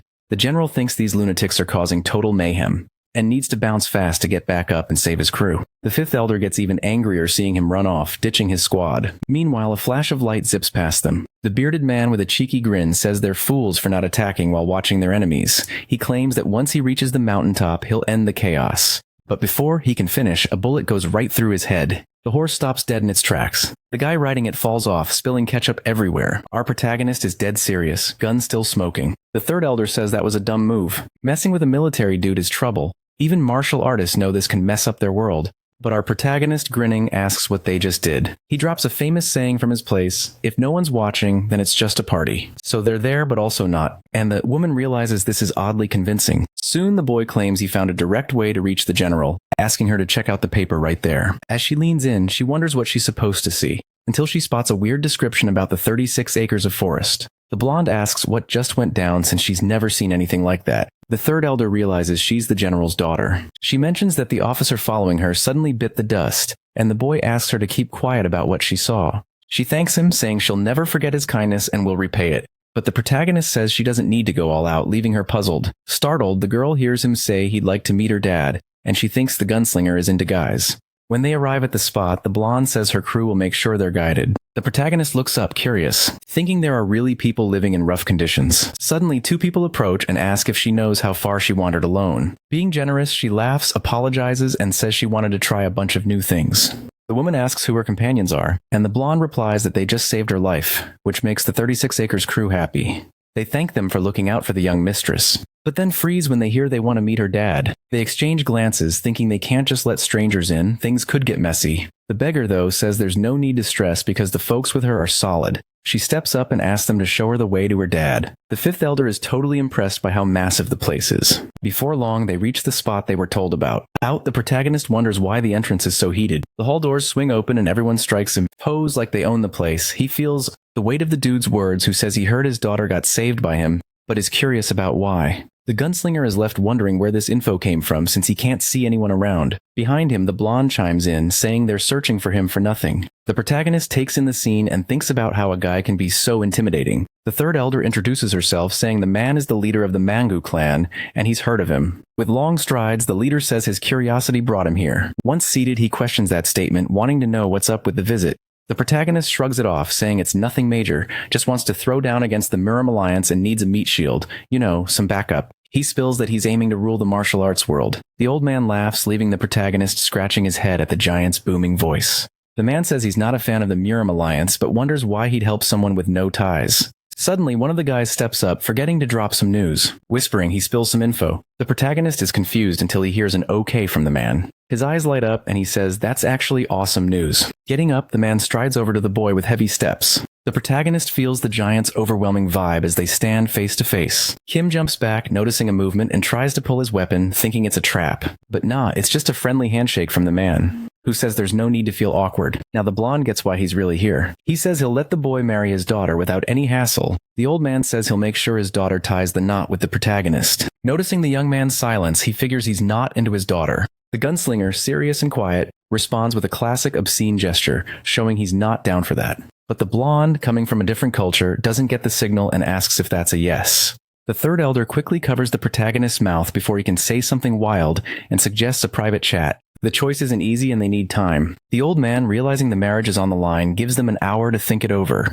The group sits at the table, all staring at each other. The redhead, feeling the heat, sweats coldly while glancing at his brother. The woman asks the master what he's thinking, and he replies that he can't marry someone he doesn't know. The third elder thinks that's ridiculous, but they need to act fast to keep the power of Nokrum and decides to handle it. Suddenly, an alarm grabs the protagonist's attention. He opens his phone and sees a message about teaming up with the 36 houses of Nokrum. With a serious look, he thinks about the possibilities. The elder says she'll sort it out, but he cuts her off, smiling, saying he's got another plan. Standing up confidently, he calls his friend, ready to tackle the situation his way. The trio faces the giant again to hash things out. The blonde asks if he's made a decision, and the protagonist replies that he can't marry the general's daughter. The blonde questions if the girl doesn't meet his standards, and the protagonist says it's not that shallow. He switches gears, suggesting they need a bond to work together. He then proposes they become sworn brothers. That man, confused, asks if he really wants that, and the protagonist nods. The blonde laughs, saying the boy is unpredictable, but he's not interested in that since they're on equal ground. He wonders if the leader of the Mangu clan can really keep up. The protagonist doesn't have much to say, so he throws out a bet to make sure of it. The blonde, intrigued, asks what kind of fun it'll be. The protagonist explains it's called Capture the Flag, where two teams go head-to-head to snag the enemy's flag. If they win, they become sworn brothers having each other's backs. If they lose, he'll grant any wish, even a tie. The blonde thinks it over, saying he can't judge something like that just like that. The protagonist, confident, asks if he's scared. The man, totally skeptical, takes the bet but with a twist. If he wins, the protagonist has to marry his daughter and officially join the family. Finally, noticing the boy's face drop, the blonde asks if he's scared of the whole marriage thing. Fast forward, we see the protagonist's crew guarding their flag. The leader thought the general was a wild bear, but turns out he's more of a sly fox. He's all in, saying he needs to win no matter what. The bet is about capturing the flag, not just playing defense, so the strongest dude is probably going to come for it himself. Kim wonders how long the fifth elder can hold off that giant. The redhead thinks for a second, says maybe 15 minutes if it's a fight to the death. Our protagonist is shook, realizing the giant's strength is so insane that the fifth elder can't handle it. He figures the only plan is to grab the flag in at least 15 minutes. Kim calls over his buddy, who jumps to it. He explains that when the signal goes off, she needs to sprint to the flag, dodging the opponents and, if possible, running away from them. He'll handle the enemies on the way, making sure she can move forward. Soon the signal blasts, a loud horn blares. Kim tells the third elder to start running as fast as she can. She bolts, leaving the two guys in the dust. Kim calls out to the fifth elder, saying he has to hold on for as long as he can, even if it costs him everything. The man gets it and gets ready. Kim starts running, thinking he's almost there, but wonders why it's so quiet since he's heading in the right direction. Suddenly his instincts kick in and he notices something off. As a precaution, he leans against a tree for a better view. Looking ahead, he sees he's all alone while the other three have moved toward the flag. He seizes the moment and bolts to grab the enemy target, but quickly realizes he should have followed the third elder, realizing his aim is off. He's walked right into a trap. Out of nowhere, the blonde pops up, catching Kim off guard. He tries to react, but the giant's heavy hand slams into his chest. The impact sends a shockwave, and a powerful gust of energy sends him flying. Kim crashes into a tree, nearly breaking his back. Lying there, he hears the blonde say he had high hopes for his martial arts skills, but now he's just let down. He apologizes for not being able to help his buddies while he waits to be entertained. Looking ahead, Kim thinks the blonde is the biggest obstacle he's faced in this new world. Realizing this isn't fun anymore, the man decides to bounce, saying he'll go find the others to wrap this up. Kim pleads with him not to leave, insisting the real fun hasn't even kicked off yet. Without a weapon, Kim knows he's toast against the giant, and aiming with blood-filled eyes is going to be tough. The blonde, all cocky, asks if this is the secret martial art of the Mangu clan, acting like it's some kind of activation condition. Suddenly a noise approaches. The old man is holding the head of the third elder, who tried to sneak attack him. He squeezes her head until it bleeds, questioning if he really didn't give her a shot. With a tight grip, the mammoth claims that with skills that weak, she wouldn't even touch him. Seeing her really wanted to attack him makes him squeeze a little harder. Kim realizes his ribs are hurting and needs to get up fast to help his friend. Out of nowhere, the fifth elder showed up, delivering a massive punch to the general, making him spit blood. The impact kicks up a huge cloud of dust and the fifth elder grins, thinking he wouldn't find someone with that kind of strength here. The redhead shouts for the leader and the elder, asking if they're good. Confused, Kim asks what he did with the flag. The elder replies that he followed the noise, worried about the leader, which annoys him. Realizing this, our protagonist freaks out about losing, since he's unprotected, and wonders if he should shoot more at the giant. Suddenly, the blonde says the flag should still be where it was, since the brute came solo. Freaked out, the protagonist realizes the giant trusts his own strength more than teamwork. The redhead insists that no matter how strong he is, he can't win alone. Then he starts striding towards the opponent, picking up speed. He shouts that the giant will be the reason for the general's defeat. The blonde snaps back, calling him a total jerk for thinking that way. Then he suggests they settle this with some good old-fashioned fists, and the redhead is totally down. The Acer. Older dude winds up for a massive punch and slams it into the wall in front of him. But the blonde just laughs, thinking that's not nearly enough to quench his thirst for a fight. A punch lands right in the redhead's gut, who's got to keep it together. With hair flopping everywhere, the redhead spits out ketchup, but his eyes are burning with determination. Locked onto the general, he unleashes a fierce kick to the blonde's chin.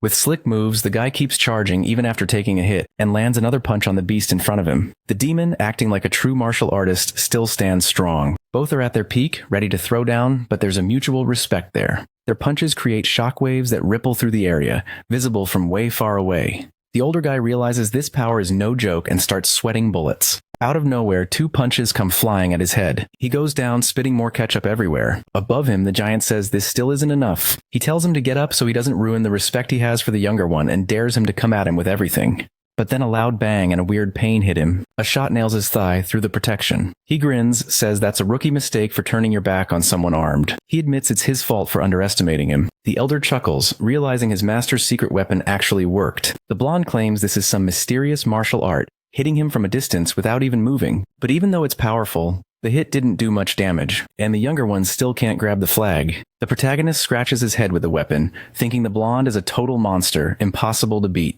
But there's always that one rock that if you hit it enough times, will eventually be dead. Crack if he keeps targeting that weak spot. The rock that seemed unbreakable will finally give way. The man doesn't get the protagonist's analogy then. He uses his weak leg to prop himself up and charges ahead, daring the gunslinger to show him what he's got. The protagonist promises to break it down for the old man. So he fires off several shots at the brute, wrapping up his explanation. He says if he hits that spot again with serious force, it'll be game over. The blonde feels something off in his leg and drops to the ground while ketchup keeps spilling out. Quickly, the protagonist tells the fifth elder to run for the flag. The blonde realizes he totally underestimated those kids. We see the fifth elder sprinting toward the flag ahead of him, but with a simple leap, the giant shows up saying he'll apologize properly. He lands in front of the redhead, shaking the ground around him, claiming he'll give it his all for the rest of the match so he doesn't underestimate them. Then he shoots forward like an arrow at the opponent, landing a punch right in the gut. With that initial hit, he gears up for another punch while his opponent is sent flying. Quickly closing in, the long-haired dude with a beard throws another punch at the fifth elder. The impact sends the redhead flying several meters until he crashes into a nearby rock. He starts spitting blood from the sheer brutality of the hit and the impact.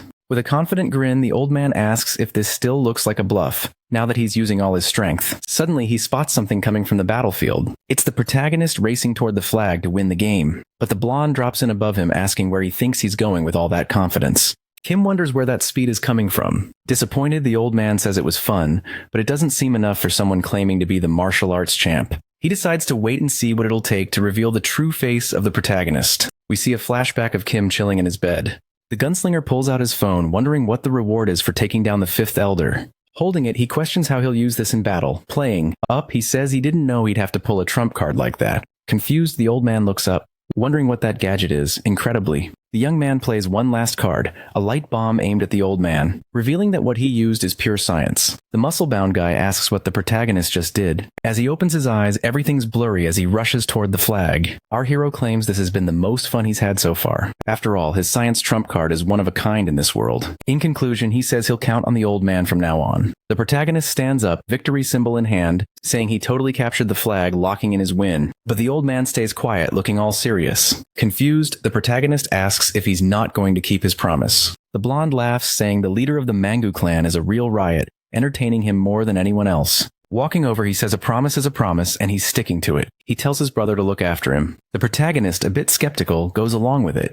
Then they shake hands, sealing a new bond. But the young man feels the grip is way too tight and asks why. Soon the old man wants to be called Big Brother, which annoys the protagonist. He sighs, looking serious and a bit intense, saying he'll do his best to keep the blonde happy. With a grimace, he calls him Big Brother. Night falls and the old man declares it's a great day for them. He tells everyone to raise a glass, since now the famous Manga clan is family in a totally legit way. Everyone throws their hands up, hyped, and starts shouting the name of the protagonist's clan. Kim, watching the scene, wonders if the old man is really okay after all those hits in the fight. Then he notices something and asks where the third elder is. The redhead says she wasn't feeling great and went to chill in her room for the night. Our protagonist thinks that makes sense, since she got seriously hurt in the battle. The older woman stares out the window, looking sad, her face twisted with guilt. In her thoughts, she feels useless and thinks she held back her beloved leader. Suddenly, a voice breaks in, asking if the third is around. She turns and says the leader can come in. Soon, our protagonist asks why she's alone and lost in thought. She says she's fine, stating that the chief held back so he wouldn't hurt her too badly. Her wounds are already healing. He thinks that's good and tells her not to stress about whatever comes next. But as he leaves, he hears her mumbling an apology to the master. Kim, curious, asks what she's on about. She explains that she couldn't help and feels weak. The boy insists she doesn't need to feel that way. The opponent was a total beast. Everyone faces struggles in life and it's cool to stumble. The key is to get back up, brush off the dirt, and keep moving without beating yourself up. One day he'll challenge his brother again, and it's awesome that she's getting stronger, pushing those feelings of uselessness aside so she doesn't ruin her pretty face. He says goodbye, and with his words, Kim leaves the third elder blushing and thankful. As he steps out, he spots the two brutes chilling together. The old man calls his brother to grab a drink, saying he and the elder have had one too many. Our protagonist thinks about resting instead of jumping into that mess, but as he walks away, he hears them doubting he can drink. They've never seen him take a sip, thinking he must have a weak taste for booze. Kim decides to join in and says he'll have a little with them, but he passes out after less than a glass. Next morning, the old man says the gunslinger can hit him up whenever he needs help. He'll always have his little brothers back, whether it's food, cash, or whatever. Before the group heads out, his daughter has something for Kim. Blushing, she says she plans to give this only to a guy she really likes. Our protagonist stays quiet while the fifth elder jokes that he's a famous dude, wanted by so many girls. Kim gets a gift and the woman insists he takes it, but she ends up giving it to the fifth elder, showing her crush on him. She says she did this on her own and hopes that even if it's not a hit, it fills his belly. The redhead apologizes, saying he might not be able to accept since the clan leader is there. With a grin, he says he can't waste food and ends up accepting, realizing his friend is being super awkward. Upon arriving at the sect, everyone sees the protagonist is back safe and sound, no injuries. But as he walks in, he notices something off. He wonders who that really fat person is, since he's never seen anyone like that. The third elder claims she's never known how to have fun. So he, fatter than ever, says he's given her plenty of fun with loads of food. We see a time jump where the main character is chilling in bed, calling for his puppy and asking if he had a blast. A voice from behind the door apologizes for the late night call, but says someone traveled a long way to see him. Curious, the main character asks who it is and tells them to come in. The person steps in quietly, saying sorry for showing up so late. She mentions she brought an urgent letter from his dad, which is why she came solo. Realizing she sprinted all the way there, he asks to check out the message. Looking at the paper, he wonders about this mysterious Nansen League mentioned. Cut to a remote spot where it's pitch black, but the lights from the houses are still glowing. A dude with a buddy gets a proposal from a street worker, but turns it down. They arrive at a place and stop in front of a door. Ringing the bell, they call for the attendant, who pops up quick. He greets them and asks who they're looking for. The dude says, more importantly, he's looking for some familiar faces who are here for the night. He explains that some haven't paid in ages and think they can keep drinking for free just because they're known. The older guy drops a bag of coins on the table, hoping it'll be enough. He's the leader of the Goryo faction, the next big thing for the upcoming generation. The receptionist says that's the room they're looking for. When he opens the door, he sees a wasted guy with two others begging for more booze. Spotting the leader, the drunk dude says it's great to see him again and asks if he brought anything to drink before the execution. The bearded man gets furious at the disciple's cockiness. He calls over his buddy and insists he must have taken his first impressions, getting a yes in return. He orders him to hit up all nearby villages to find out everything about who's messed with his juniors. He even needs to put up posters to get the word out to the locals. The third elder is described as handsome and strong, but he avoids complicated situations. The others check out the poster of the third elder and realize she's a symbol of virtue, but her situation makes everything trickier. One of them must be the mastermind behind all this. This is our main character who convinced them they were guilty. In the meeting, he says he went over the letter from the Nakram clan chief. He says they need to hit up the Ronin Association and find someone who can help, asking what kind of place that is. The second guy explains it's a crew of mercenaries with no ties to any orthodox or unorthodox sects. The reason they have no alliances is simple. They don't fit into groups, left by circumstances or by choice. Or maybe they're just so strong they don't need a crew. They decide to roll as mercenaries to make cash and live chill. They could become a major force on their side, but it'd be risky if they turned into enemies. The second elder wraps up by saying having their help could be reckless. The boy thinks and remembers they do everything for cash, so he says the best move is to offer something more valuable than money, and the bearded man asks what that could be. The main character smirks, already knowing what's up. With a sly grin, he says threats are the best play in this situation. Everyone is shocked by such a wild statement. Our main character believes nothing in this world is worth more than cash. But there's something that beats it. The value of life itself. If they can dominate the martial arts world, they can wipe out both allies and enemies. The other team might offer cash, but few will take it if it costs their lives. If they propose fair compensation to the allies, they'll still have plenty of loyal followers. The second elder doesn't fully disagree, but questions how they'll get that much cash, since there's no proper compensation. The main character replies that their lives are already the compensation, leaving the elder confused. The first elder thinks this is foolishness, as they won't be giving anything to the allies. Quickly, the main character shifts gears and tells the third and fifth elders to get ready for another journey. The woman raises her hand, apologizing, saying she doesn't think she can join them this time. The main character worries about leaving her behind, but she explains that she realized during the journey that she can't help the cult leader with her current strength. He had already told her not to feel useless, and she agrees but wants to get stronger on her own and go on a training journey.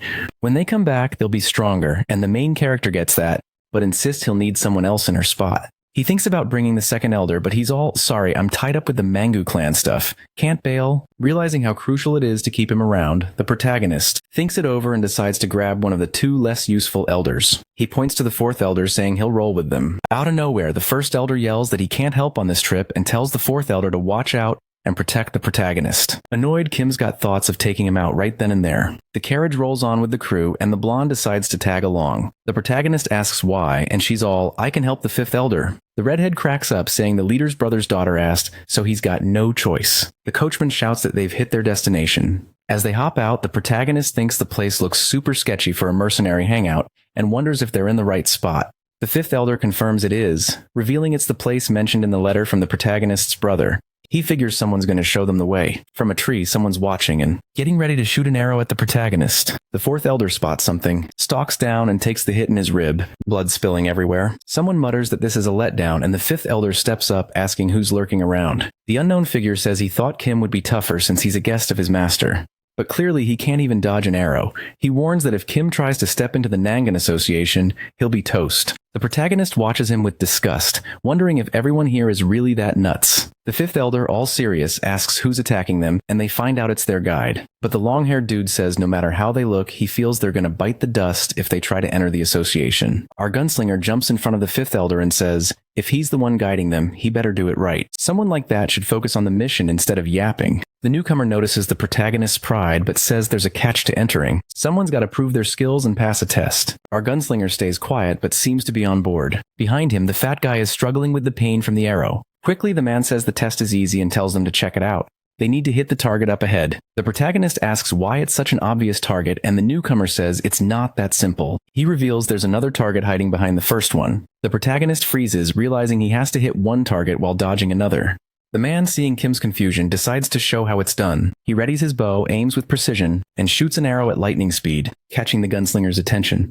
The arrow swoops down and hits the second target, missing the first. The impact is so strong that the object shatters. With a confident grin, the man says it's a piece of cake, and if they can pull it off, he'll guide them no problem. Then he hands the bow to the protagonist, who declines, saying he'll use his own style to get in. Our boy points his weapon at the target. The guide realizes he's never seen a weapon like that before. A loud shot echoes, hitting only the first target. Someone bursts out laughing. It's the guide, who chuckles, saying he could never pull that off with such a basic tool. He tells the protagonist not to sweat it. Not everyone can nail that kind of shot right away. But then more shots ring out, catching the long-haired man's attention. The protagonist keeps firing, emptying his magazine. The gunslinger calls out to the boy, asking if he really fulfilled the deal. The long-haired man tries to dodge the question, but our protagonist insists he only needed to hit the back target. No one said he had to hit the front one first. He then turns around, ordering them to lead the way to the Ronin Association. Totally tense, the guy agrees, but says it's super late, so they'll head out in the morning. For a bit, the night gets darker. Footsteps approach a group, questioning if this is the spot where they saw our protagonists. As one of them steps up, someone shouts for his attention. It's the guide, asking where they rolled in from, since his master wasn't expecting more guests. With his hand on his quiver, he's all curious about who they are and what's up. Out of nowhere, the oldest dude takes charge and tells the archer he's with the Kunlun crew. He heard some peeps they're hunting just showed up and wanted to double check the scoop. You can totally see the guy deciding to do a little background check before anything else. The woman on the poster, unforgettable, straight up stunning. The dude on the next flyer, clearly invited to the party. And the last poster? Yeah, that's the guy who was acting all weird before crashing in. The vibe is tense, like there's some drama brewing, but since they're direct guests of the master, they gotta tread lightly. The young guy asks why he's not getting a response, and the answer is, there's no reason to. Confused, the bearded dude presses on, saying he can't make things messier. The reply? He just doesn't feel like sharing. Switching gears, he mentions this is a private spot, and if they're done with their business, they can bounce. The old man, catching on, figures these guys might actually be hiding in the house they're about to enter. The press sure in the air thickens, making it feel even more intense. Just then, someone rolls in. Our protagonist, who is trying to catch some Z's, asks what all the noise is about. With a grimace, the man says he was trying to cover for them, but everything blew up because of this wild dude. Checking out the newcomers, the escort leader orders the wanted posters to be brought out. He realizes the long-haired guy is exactly who he's been hunting, and the other one next to him?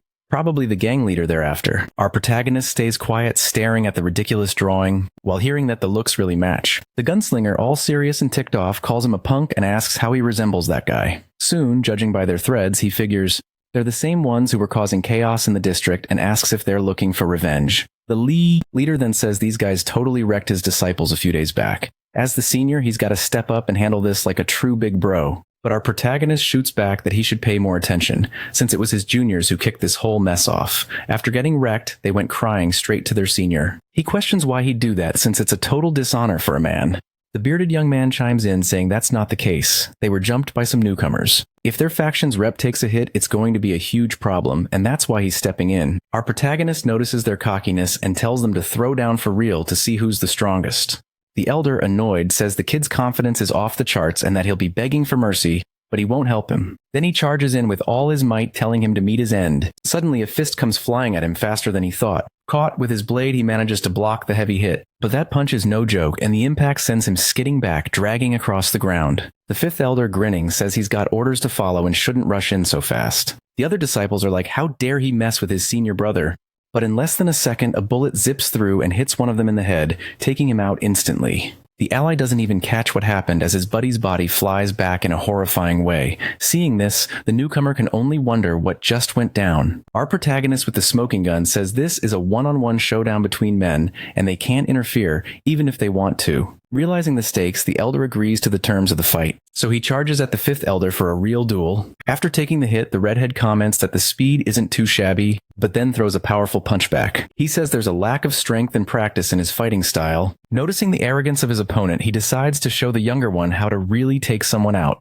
Then he gets ready to unleash the secret technique of the Kunlun clan. This is the cut that splits the light of the sword. With his arm bleeding, we hear the elder let out a light sob, assuming he's feeling a bit of a burn from the hit. Irritated, the senior states he won't be smiling after what he's about to do to his face. But our protagonist suddenly catches his attention with a wild strike coming his way. Soon he's questioning where the guy's looking, why the confidence. The boy realizes he dodged that sudden attack but still got hit in the neck. Let's see if he can dodge the next one just as slick. Confused, the older dude asks how he dares to act this way in a one-on-one. The protagonist shrugs, saying he doesn't care. The battlefield's always unfair, and rules? What rules? Noticing the weird weapon, the man thinks he won't dodge in his current state. He raises his hand, saying if the protagonist is a martial artist, he should know the honor of a fight. The protagonist just laughs, asking if he looks like an artist. He says he's just a killer. Getting called a killer? He says they'll meet again in hell when the man bites the dust. The elder tries to move forward, asking not to make him laugh. But with a quick shot, he and his weapon drop to the ground, hit hard. The shot grazed his shoulder, and the protagonist claims he's lucky. After all, he's a killer. But he's not a murderer right now, so he'll let him live. Giving a final warning, he says if the man comes after him again, Kim will make a hole in his head and tells him to nod if he gets it.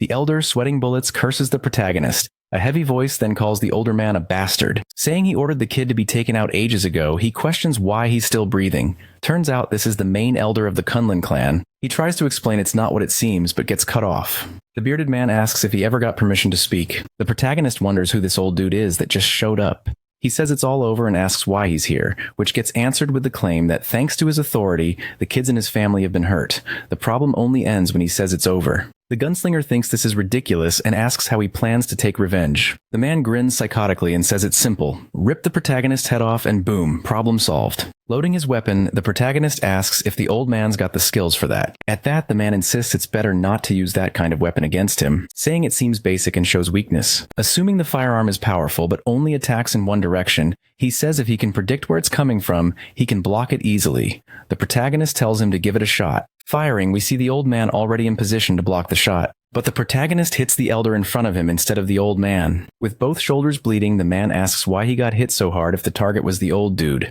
With a psychotic grin, the boy replies that the man said he could block his bullet, so he figured what was in front of him could do the same. Realizing the boy's insanity, the older man gets even more desperate. The protagonist says there's no common sense in thinking one can block a bullet. He's seen people say that and they all end up the same way. Shot and dead, he tells his opponent to stay sharp and ready, firing metal toward the old man. But the man with a bright glare easily splits the projectile in half. With a serious expression, he just stares at the gunpowder smell wafting to his nose. And with the bullet on the ground, he states he did that cleanly. Then, starting to laugh for blocking the protagonist's strike, he comments that it wasn't a big deal. The fifth elder, watching the scene, realizes this guy's a true monster for blocking an attack from his master. Kim, on the other hand, is in shock. After all, this dude did something that seemed impossible in his world. Sweating cold, he tries to convince himself it was just a fluke and aims again. But the old man declares it's his turn now and tells the protagonist to get ready as the sword flies toward his head. However, someone interrupts him, asking how he dares. It is the fourth elder who blocks the sword, saying it was just an insect landing on his skin. Behind him, the fifth elder leaps in like a beast,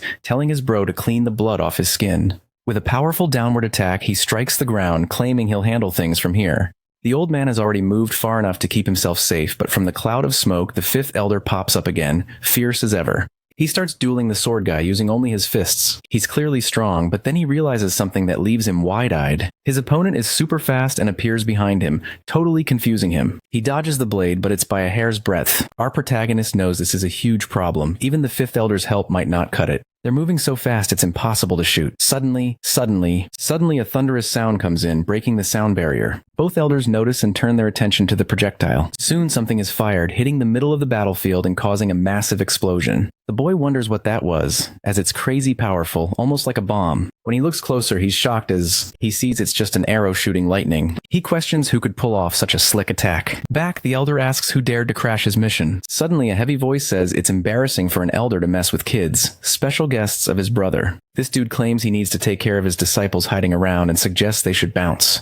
The other, however, says that makes no sense, as these are family matters he needs to settle right here. Facing the newcomer, he realizes it's a familiar figure. He notes that the man carrying a bow is seriously powerful. It's the dragon-slaying deity who says it's time to spill blood on his turf. This monstrous figure looking like a wall starts moving slowly but with serious weight. The old man wonders why a legend of this level is here. The man, seeing the old man's face, thinks he must have an idea of who he is. But then he says if a bloodbath is needed to sort this out, he won't hesitate to deliver. The old man thought this guy had vanished into the martial arts world and died of old age. He questions how he's here, and the answer is he doesn't need to explain how it all ended. But he soon adds that the older he gets, the more he needs to sleep at night, laughing at the old man's face. The elder turns his back, ready to leave. Then he orders everyone to gear up as they're bouncing right now. However, he warns the protagonist to remember one thing clearly. Those who dared to challenge him called him a venomous silk bug on fire. All whom he bit wished for death and felt agony like the fires of hell. Thus the old man points his sword at the protagonist, saying, this time he'll spare him out of respect for the elder named Gungshun, who just showed up, and the next time they meet, it'll end even worse. The protagonist watches everyone leave in silence. He notes he can't let someone so dangerous walk away unpunished. The newcomer warns that he shouldn't stir up problems he can't handle.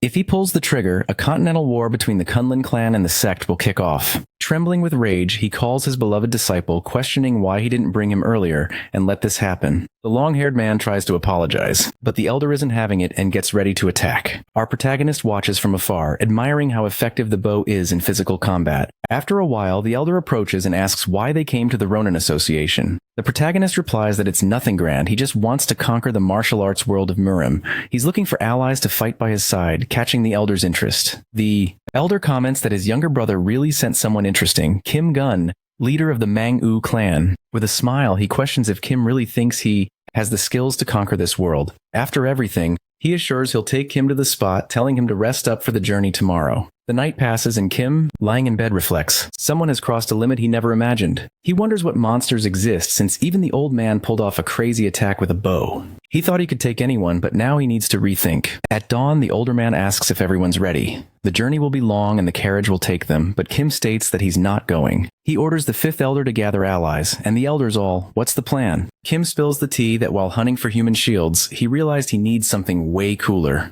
The bearded dude asks, "What's that?" Kim drops the bomb that his bow and weapon are long range, but he needs to match the elder's strength. He asks the elder to teach him how to beef up. The elder raises an eyebrow, questioning the motive, clearly not vibing with the situation. The guy next to the master chuckles, saying it's no walk in the park being the disciple of the strongest dude with a bow. The giant smacks the disciple on the head, telling him to zip it. Kim pipes up that he's not looking to be a disciple, but he wonders if he's got any brotherly ties with the head of the Murim clan. The elder nods and Kim drops the bomb that he's the younger bro of the elder's bro. Straight up, he claims he's practically family, being the youngest in the crew. So there's no reason not to teach his bro, right? It's the elder's duty to show the younger how to get strong. The hairy dude tries to argue that this logic is whack since Kim's younger than his master. But the man thinks having 3 brothers is pretty epic. Now they're a squad that's got each other's backs. The old man warns that if he follows the map in the carriage, he'll find the Ronin's hideout. When he gets there, he's got to flash the symbol to get in, so everything's going to be better than he thinks. And the fifth elder thanks him on the spot. Tears in his eyes, he tells the master he'll be back soon with the job done, and our boy just wants him to bounce ASAP. The elder calls the protagonist the youngest, warning him he'll only get 1 shot. His training is going to be brutal. If he thinks the gunslinger's got no skills, that chance will vanish, and he'll teach nothing more. He asks if he's ready, and the answer is a loud yes. The man decides to drop a key technique for training. He explains that for long-range fighters, using tactics is a must. His image starts to blur from the insane speed. In that moment, he teaches how to keep a safe distance from the opponent, which is crucial for the fight. This way, the protagonist can hit the enemy's blind spot whenever he'll need slick footwork to exploit the opponent's openings. Kim wonders why everyone in this world is so fast. The man shows a basic footwork drill. He's got to move forward and backward to keep distance from the enemy. Plus, he needs to slide sideways to sneak into the opponent's blind spot. Shots. After that, he asks if the dude can handle this. Our protagonist thinks it's a piece of cake and asks if there's more. The elder says it might look easy, but it's got to be repeated a ton. The boy asks how many times. The man replies that since it's his first time, he's got to do it at least 100,000 times, totally blowing his mind. We see the entrance of a cave where light suddenly floods in. The bats wake up, their eyes glowing bright red. They dive at a person invading their turf, the third elder, who blasts her weapons at the creatures. She takes them out quick and precise. The black and crimson blood splatters on the ground far from the woman's body. Checking her weapons, she realizes they need to be sharper and faster. But one question's nagging her. What's the cult leader up to now? We see our protagonist in the afternoon, grinding away and already at number 8,694 of the training, meaning he sighs hard, totally over it. He wonders how he thought he could pull this off, cursing his older brother. In a flashback, the man warns he'll be gone from 11 a.m. to 1 p.m., making our protagonist shout for him to hold up. He questions how to finish this in one day, claiming it's impossible. The elder decides to show the youngest how to do it one more time. Our protagonist thinks that's not what he meant, but the elder pulls off the move with almost supernatural speed, finishing in less than a second. Second, he stops, wondering if the kid caught that, assuming it's something simple. If the protagonist can move like that, he should be done by night. The boy, panting, asks if the elder is some kind of genius. Besides, not being practical in fights, he has one detail, a secret version about becoming the master's disciple of the bow. The long-haired disciple sees how sad it is that the protagonist thinks brute force is the answer. But seeing the effort he's putting in, he goes quiet for a moment. He pops up in front of him, saying it's super frustrating to see how he's training and orders him to actually follow the instructions. But our boy is all dramatic, claiming he's dying and tells the other not to say dumb stuff, yet regretfully. Like something makes our gunslinger's eyes go wide, out of nowhere. A quick shot from the archer grazes the protagonist's neck, making his ketchup spill everywhere. But he just gets a tiny scratch. In a flash, he's behind the attacker, ready to throw a punch to the head. But he realizes his body acted on instinct, and he gets that if he keeps this up, no one will be able to touch him. It might look like a simple move, but once his body gets used to it, any attack becomes super predictable. He needs to stop stressing over pointless stuff like using brute force, or it could cost him big time. The disciple says goodbye, feeling bummed about having to teach something so basic to someone like him. The next morning, our protagonist hits. See you, 21 reps. His older brother rolls up, watching him train. He sees the boy is totally wiped out and realizes he hasn't hit that 100,000 reps goal yet. Gasping, the gunslinger shouts that it's impossible for a human to do this. He drops to the ground, determined to keep going, saying the old man can do whatever he wants. The elder praises the boy's hustle, but he shoots back that he's not done yet. Actually, the training is all about testing the youngest mental strength. The biggest lesson is the willpower to never back down. With that, even a drop of water can split a rock. In the end, the elder sees the mental toughness the newcomer has built and feels proud. The protagonist listens quietly, soaking in the comfort of those words. The man notices that the protagonist's body is still too small to handle his technique, which confuses him. He explains that the body isn't used to channeling internal energy, which is key in martial arts. The giant tells the boy to sit in the lotus position. At that moment, he'll unlock all the protagonist's energy channels, a painful process he has to endure in silence. Chilled, the protagonist asks him to explain what's about to go down, but suddenly the pain hits him out of nowhere. There, opening all the energy channels causes an agonizing scream. The bearded man tells him to hold the pose and feel the energy flow. In his mind, he thinks about how fragile the protagonist's body is, wondering how he's still alive. Sometime later, as the pain starts to fade, the agonist's veins bulge as impurities get kicked out. He feels a warm energy in his belly called danjon. Now they're going to train the body's will and toughen the muscle. Mind made up, the elder tosses a book in front of him, packed with techniques to get the energy flowing right. Then he throws a precious elixir to nourish his foundations. Catching the awful smell, the protagonist asks what it is, and the old man warns that the most brutal part of his life is about to kick off. If he doesn't quit, he'll make sure the boy becomes someone totally different. The elder asks if he's ready for the lessons. With a confident grin, the boy said that even if he gets crushed and destroyed, he'll keep pushing to get stronger. A few days later, the fifth elder shows up, worried about the protagonist being alone with the giant. The chubby one thinks everything will be fine since they know him well. The blonde chimes in that the leader is strong, calming the redhead a bit. The green-haired disciple clears the dirt while watching the transport roll in. The horse yawns and the fifth elder hops out, calling for his brother. He asks the disciple where the cult leader is, a bit tense. The man replies that he's probably at the waterfall a few kilometers away. The redhead bolts off so fast that the ground shudders. At the waterfall, our protagonist is grinding hard. When the fifth elder arrives, he shouts that he finally found him. But seeing the scene, his eyes go wide, wondering what's going on. He feels a strange energy coming from the leader, glowing with a steaming blue like pure flames. The new protagonist steps out of his retreat. The elder, surprised, widens his eyes. He's super stoked about the master's new vibe. Suddenly, the blonde and the chubby ones show up to see what's happening. The strong gunslinger steps up confidently, adjusting his coat to hide the demon tattoo, realizing everyone's here. The blonde girl blushes at the new look. Kim comments that it's been a minute since they last saw each other, and we notice he looks uglier than ever. The story takes us to Clan Hao, where a man questions whether the dude in front of him really helped the protagonist's crew since he didn't resist the threats. The subordinate admits he messed up and offers himself as a loyal dog if he gets spared. The seated dude realizes the cult is racking up enemies all over the country. If this keeps up, there's going to be a reason to take out the leader. No sweat. Back to the protagonist's training, where the redhead spots something. Noticing the blonde is vibing with his brother, he feels a bit down, but then gets asked why he rolled in solo. The leader told him to grab some strong fighters to back him up. The fifth elder says it's totally understandable to have doubts. We flash back to him stepping into the Ronin Association's hall. There he shows off the mark of the god of the bow, looking for some serious mercenaries. The receptionist asks why he needs them. Feeling a bit intimidated, the redhead snaps back, asking why he should explain, and the guy, looking scared, says it's just protocol. He lets him know they can request mercenaries, but the redhead insists that would take forever. Yelling that his leader is out there all alone in a sketchy spot, he needs to get this done fast. The fourth elder realizes the dude in front of him is his brother, but thinks he's a total goof for thinking that way. The muscle-bound guy then asks for paper and pen. He starts scribbling something that we'll see later. He tells them to stick the message on the job board. The subordinate grumbles while obeying, saying he should be avoiding this kind of work. On the purr, it says anyone stronger than the cult leader can challenge him, with some silly jabs that make the people giggle. This is the fifth elder's plan, but he ends up getting slapped in the face, making blood spill. The protagonist realizes this wild card is just bringing more chaos for others to deal with. But he thinks this could be a win since he's trained hard and now it's time to flex his strength. A bit later, the older brother asks if he's heading back to the cult, mentioning they've been chilling there for a hot minute.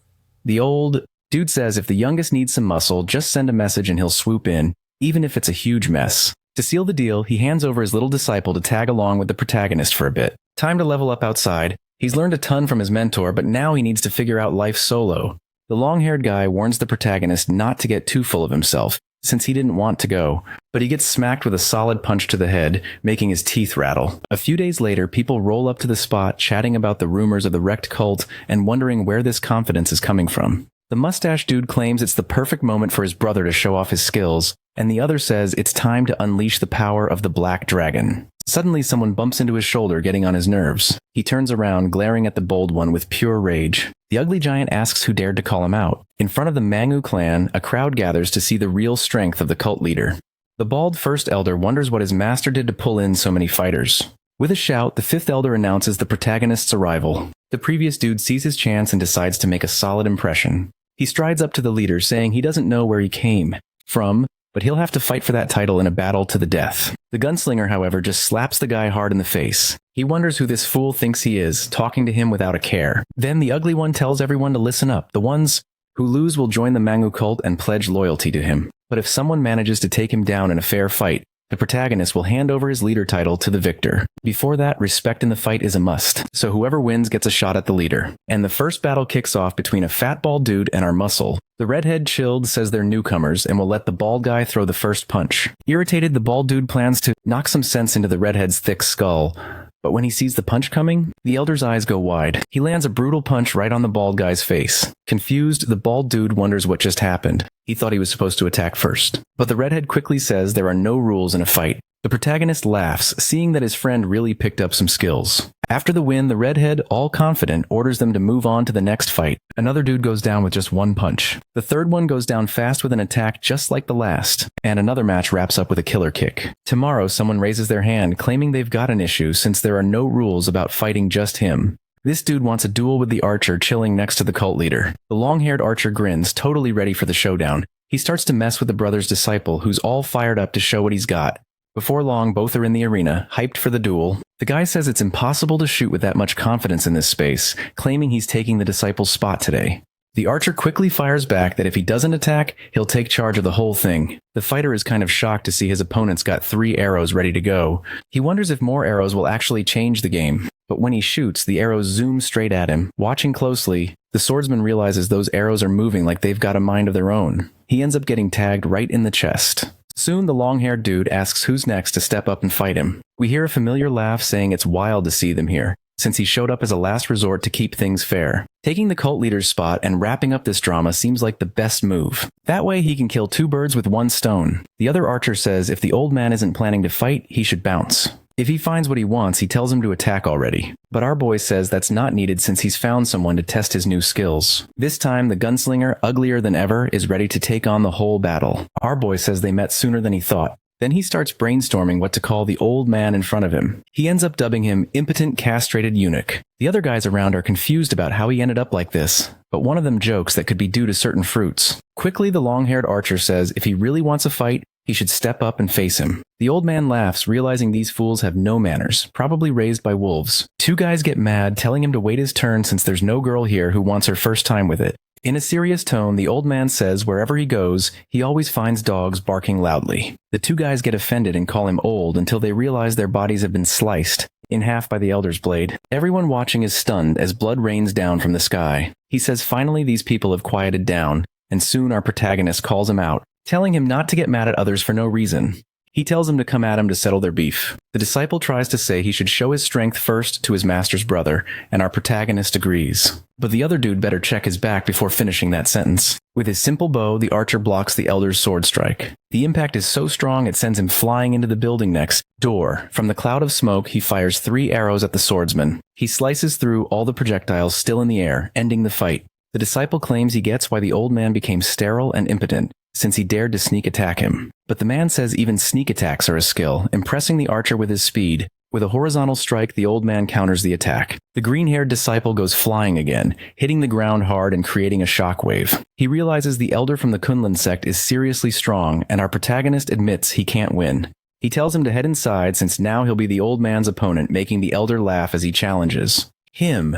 The old man says he already knows all of the protagonist's tricks, claiming they won't work again. Our boy replies that might be true, but they'll see if all that training has changed anything. We flash back to the past where the older brother says no matter how much he studies, he can't figure out how the weapon works, but he believes it has huge potential to be expanded, just like his bow. He decides to show how to pull off a normal attack. He fires an arrow that zips at insane speed, and it hits a tree, making it fall in one shot. Nodding, he announces that with just this level, he'd already have enough power to take down a tree. Our protagonist is totally vibing with how chill that statement is. Then the other dude drops a bomb, saying if he can channel his inner energy, stored in his danjin with the bow and arrow, he'll pull off something mind-blowing. The urge to shoot is so wild it sends our boy flying back. The arrow zips out at insane speed, almost like a cannon blast. Fast, smacking the target and causing a massive explosion. Like a ton of TNT, The elder chimes in saying this is a whole new level he can hit by channeling his energy.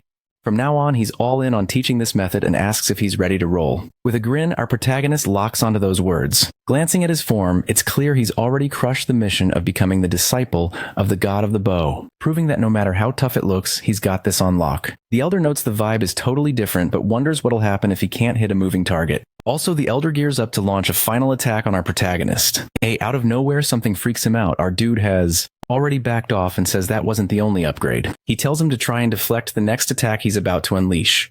Then he fires his weapon, sending the projectile flying at lightning speed. But the man thinks this attack is weak sauce and plans to slice it with his sword. Yelling, he claims he'll block it and then take him out. But then he's hit with a shock. Last time, our protagonist was like a lost lamb, but now he's a raging bull charging at him like a demon on a mission. In a flash, the bullet slams into him, unleashing a massive wave of energy, sending him flying back from the hit.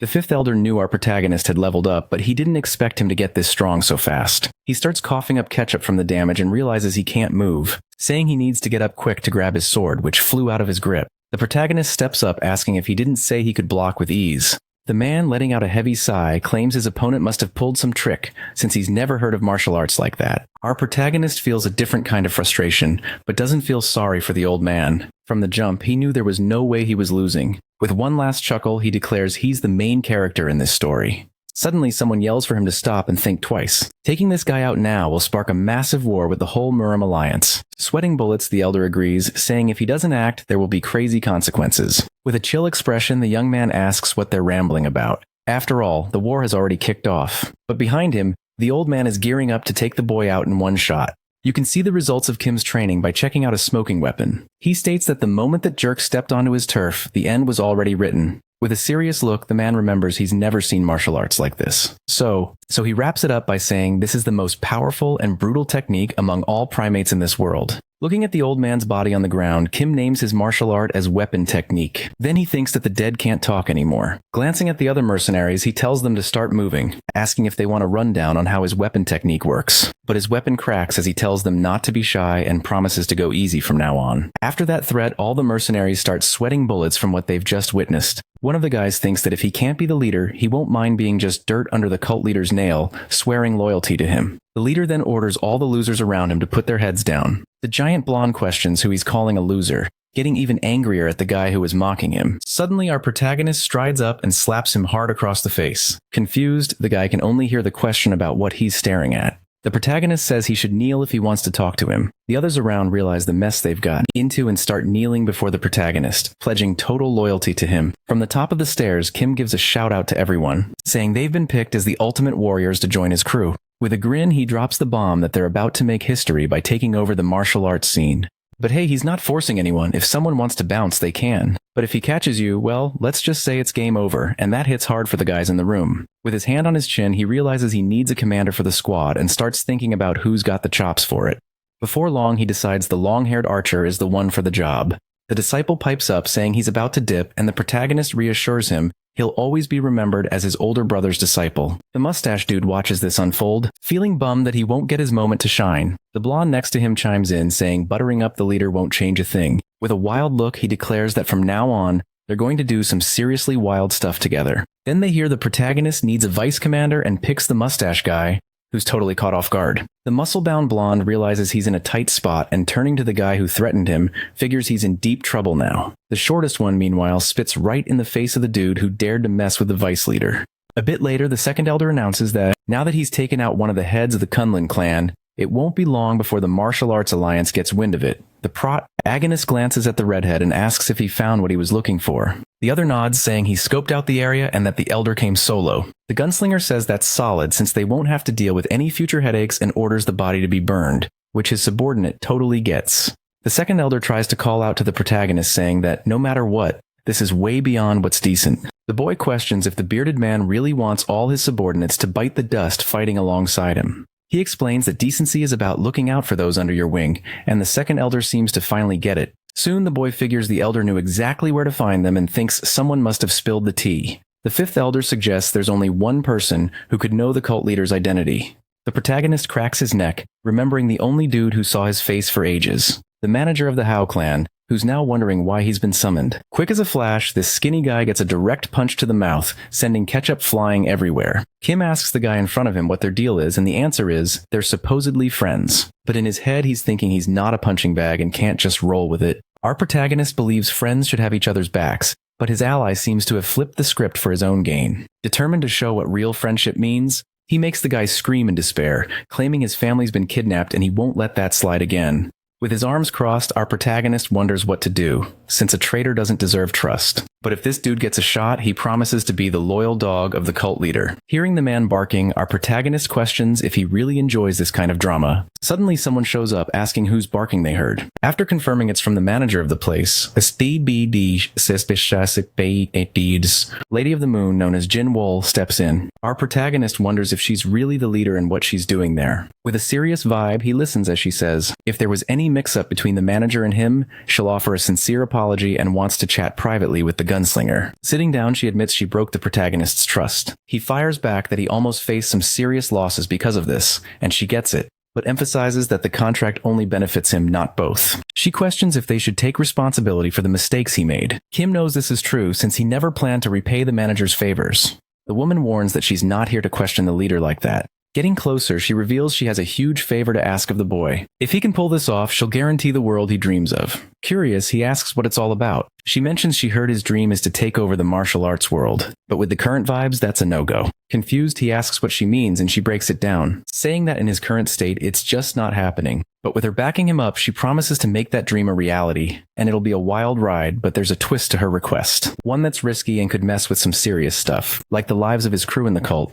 If he goes for it and pulls it off, she'll hook him up somehow. The protagonist is left wide-eyed, trying to process all this. The woman steps in close, and the manager feels the tension turning a bit romantic her face just inches away. She insists that no matter what, she'll do everything to help him conquer the martial world. This unexpected closeness makes the protagonist's cheeks flush. The manager, feeling a bit annoyed, realizes he's backed away from his beloved master. The woman asks how he's feeling and if he's ready to handle this. Still blushing, the protagonist tells her to hang on, because with his life on the line, he needs to know what's up. She says it's simple and spills that she wants to find her younger sister, who went off on a quest to the mysterious Beast Palace. This request is basically in order to get info for some powerful folks. The place is super isolated, making it tough to get the scoop. Rumor has it the palace peeps vibe with all kinds of animals. Everyone knows this because the beings there, along with the animals, don't play nice with newcomers. Many sects have tried to befriend this palace, but all who dared to step foot there ended up meeting the same fate. Death for messing with a forbidden zone. Curious, our protagonist asks how she had the guts to send her sister to such a wild place. The woman replies that she had no choice, since those asking for the info were tied to the Martial Alliance. She tried to say no, but the pressure was so intense they even torched her house to get what they wanted. After hearing all this, the gunslinger goes quiet, feeling that kind of pain. Back at the cult, he says he'll meet the Moonmaster's sister the next day. The second elder tries to talk him out of it, reminding him that this place has been off the radar for the martial arts world. Even the usually chill first elder warns about the dangers of a mission like this. Our protagonist, deep in thought, asks the opinion of the third elder who just rolled in after her retreat. She seems the same, but her vibe is almost ghostly. Not even the redhead feels any hostility from her, wondering how her leader pulled off such a chill aura. With a smile, the woman is stoked to see him again, noticing he's changed a bit during his time away. Unfortunately, the boy asks what she thinks about the whole situation. She says her take isn't much different from the other elders, but she gets the Moonmaster's feelings. Everyone's lost important family members because of the Martial Alliance, and they know that pain. That's why she wants to help the Lord of the Moon with this tough mission. The second elder tries to warn about the palace's dangers, but he gets cut off by the protagonist. He says that those who love animals can't be all bad. The bald man then chimes in, reminding him that even nature lovers can be shady. Suddenly, the gunslinger slaps the bald man across the face, saying there will always be those who embrace their dark sides. The bald man thinks the protagonist is the biggest jerk he's ever met. A bit later, we see our protagonist chilling in bed with his little dog. Feels like a sin. Feeling bummed about not having time to play, he says he'll need to head out again and asks if his buddy can hang tight a little longer without him. The little dog, looking sad, shows he misses his owner. With a smile, the protagonist reassures him, promising to bring back a ton of goodies and tells him to play a bit. He watches as the puppy happily dashes out, realizing that having the little guy is a total blessing. Later, the protagonist's crew is trekking toward the location. He looks worn out and wonders if they really have to walk this much. The third elder explains that this is why no one goes to the palace, since they can't even think about taking a carriage, which would be way too obvious. The redhead feels the air heating up as they climb, which is kinda weird. Meanwhile, the fat guy collapses, begging to be put out of his misery, unable to handle the exhausting trek. Suddenly, the fifth elder spots something that totally grabs his attention.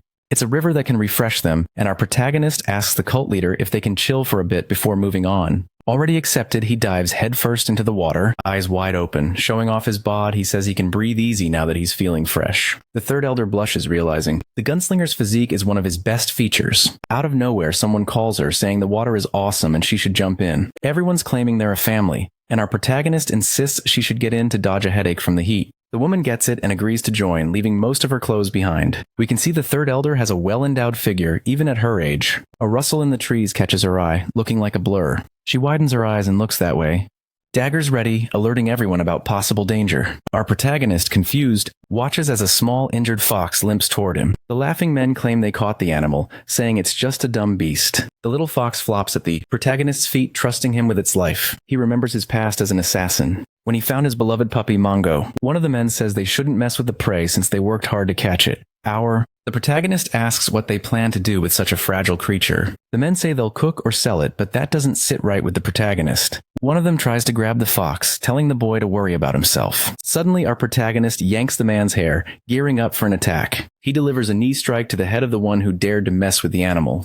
With a fierce look, he asks what they'll do if he doesn't want to care for himself, but for the little fox instead. Seeing their leader attacked, the others rush in, but he stays calm, just watching. Suddenly, his eyes widen, ready to spring into action. A flurry of punches takes down everyone at once, no sweat. After the chaos, the newcomers try to chat with our boy. He finds out the Martial Alliance ordered the capture of the fox, but wonders why they want such a tiny creature. A fat stack of cash was offered, which made them jump at the chance. Irritated, our protagonist realizes they took the job without knowing the plan. He chills out and says they should bounce from their fast. A guy asks if they can keep the fox since they spent months catching it. The protagonist, glancing at the little creature, says that might be fair. But then he remembers something, and the man thanks him. Quickly, he gets a kick in the face from our buddy Kim. Him, who says he forgot to teach those guys a lesson so they never pull this again. Night falls and everyone has a chill dinner. Our boy watches the little creature and asks if it's normal for her to be so tired and if she's hurt bad.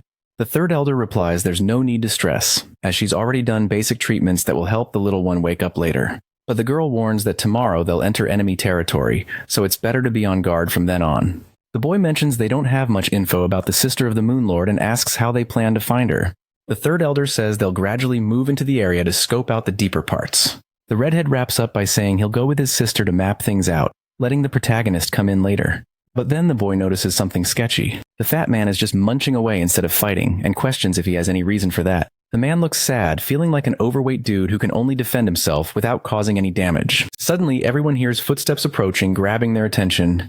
It's an animal with huge monstrous paws, which turns out to be just a regular wolf. However, the fifth elder notes that this creature is bigger than any he's ever seen. The elders insist they'll handle this and protect the cult leader no matter what. But the boy says they don't need to freak out. He assures just by looking that it's a lost animal and there are no signs of evil vibes. The redhead, sweating bullets, says the situation seems sketchy and they should head back fast. Noticing this, the boy says he has a special job for someone, the fourth elder who will take care of the lost animal. But the fat dude thinks the animal isn't lost but is ready to pounce. Shaking like a leaf, he tries to get the cult leader to see that the creature is just hungry. But the main guy insists it's just a lost animal, and if he shows some real vibes, the creature will get it. The fat dude decides to roll with the leader's words and slowly reaches out his hand. He calls the wolf a good boy and promises he won't hurt him. The creature, looking chill, comes closer and starts sniffing the fat dude's hand. The elder cracks up, realizing the leader was spot on and admits he should have thought twice before judging. But out of nowhere, the massive creature bites down on the fat dude's head in one swift move. Things get wild and it starts tossing the fourth elder around like a rag doll. Kim, watching all this go down, realizes he might have been wrong about it being a lost animal. Suddenly at the camp, the little fox wakes up and yawns. She hops onto the main guy's shoulder, trusting him more than anyone. Noticing the movement, the giant creature stops shaking the fourth elder. It howls at the moon, summoning some mysterious fire vibes. The others guarding the cult leader say things just got serious, and they need to bounce ASAP. but the boy whispers he's seen enough and tells them to chill. Then he says it's just a goofy creature that hasn't been trained yet. The woman tries to jump in, but her brother stops her. He says they got to trust the leader because he knows what's up. The boy steps in front of the giant creature and asks it to come closer, being all friendly. But when he sees the creature isn't listening, he decides to get a bit tougher. Calling the wolf Nabi, Kim tells it to sit, pointing his weapon at the creature. The monster lunges with its claw toward the boy, ready to attack. Noticing this, the main guy gets ready to shoot, while the little fox beside him keeps an eye on the creature. Then something wild happens, leaving the elders totally shook. The gunslinger, all smiles and unharmed, tells them to take a good look. Turns out real sincerity actually works in moments like this. Patting the belly of the massive beast, he calls the wolf a good boy, and the redhead quickly comes over. The third elder realizes it wasn't sincerity that stopped the attack aimed at the leader. The creature suddenly freezes as if it spotted something special in the fox. It felt for a moment an unexplainable vibe coming from the little animal. With a genuine smile, he says there are no truly evil animals. Then he jokes that the wolf probably thought the fourth elder was a wild boar. The fat dude feels bummed, realizing this is all on him. Soon, our main guy asks his buddy to grab his sister's stuff, which he's sure he'll do. With a cloth in hand, the boy asks if the wolf can sniff out some familiar incense. Right away, the wolf starts walking in one direction, and our main guy realizes they're being led. But the woman says before they move, something needs to be handled. They've been spotted and got some unwanted guests. With a serious look, she gets ready to attack. Jumping from tree to tree with mad skills like a ninja, she positions herself under the moonlight and launches a bunch of projectiles that hit the heads of the surrounding foes. Calmly, the maiden lands on the ground while her enemies drop like flies. Our boy realizes her training has really paid off, but way too many unwanted dudes have shown up. With a confident grin, he says the number might be cute, but wonders what they'll do against his weapon. Suddenly, heavy footsteps echo behind him, and the redhead calls the cult leader to check it out. Annoyed by being called, he's shocked to see the massive shadow. In this world, even elephants with aura are used to scare people. Watching the scene, our main guy can only look up, surprised, and comments that bringing an elephant is a bit much. The dude on top of the creature says this stranger has stepped into the territory of the Beast Palace. With a powerful vibe, he asks what business they have stomping around his land like this. Arrogantly, our main guy says his throat is hurting and tells the man to come over and chat. Noticing the disrespect, the brute gets ready. With a massive leap, he soars into the air. With Hunter's eyes, he says the protagonist will soon get it. He adds, it's a shame he's committing such blasphemy in his presence. But when he lands, his foot twists and he gets hurt. Falling down, the newcomer lets out some grunts of pain. Watching the ridiculous scene, our main guy wonders what kind of idiot is in front of him. Getting up, the man figures that based on his build, he must be a martial artist. Then he wonders if he's really that clueless to be here. Our main dude says he's just hunting for a girl and will bounce afterward, not even caring if the guy spills any intel. The primitive dude claims the trip was pointless, since no outsider would dare step foot in their turf. Our boy shoots back that he doesn't buy it and needs to see things for himself to be convinced. The primitive sighs, pulling out his weapon and realizing he's in a bit of a pickle, saying he'll have to throw down with our protagonist. Everyone around him gets ready for a showdown. That's the only way they know how to respond to someone who dared to crash their party. The third elder realizes that fighting a bunch of enemies will just cause chaos, so it's smarter to dip for now, and she tries to convince the protagonist to bounce and regroup later. Soon, the fourth elder backs up his sister, saying this is their best shot. But our protagonist insists that running isn't an option. In his past life's dictionary, that word didn't even exist. If you bail on this place, you'll be a total joke in the martial arts world. The chubby guy quickly says that's just embarrassing, but our protagonist cuts him off, asking what the fifth elder thinks.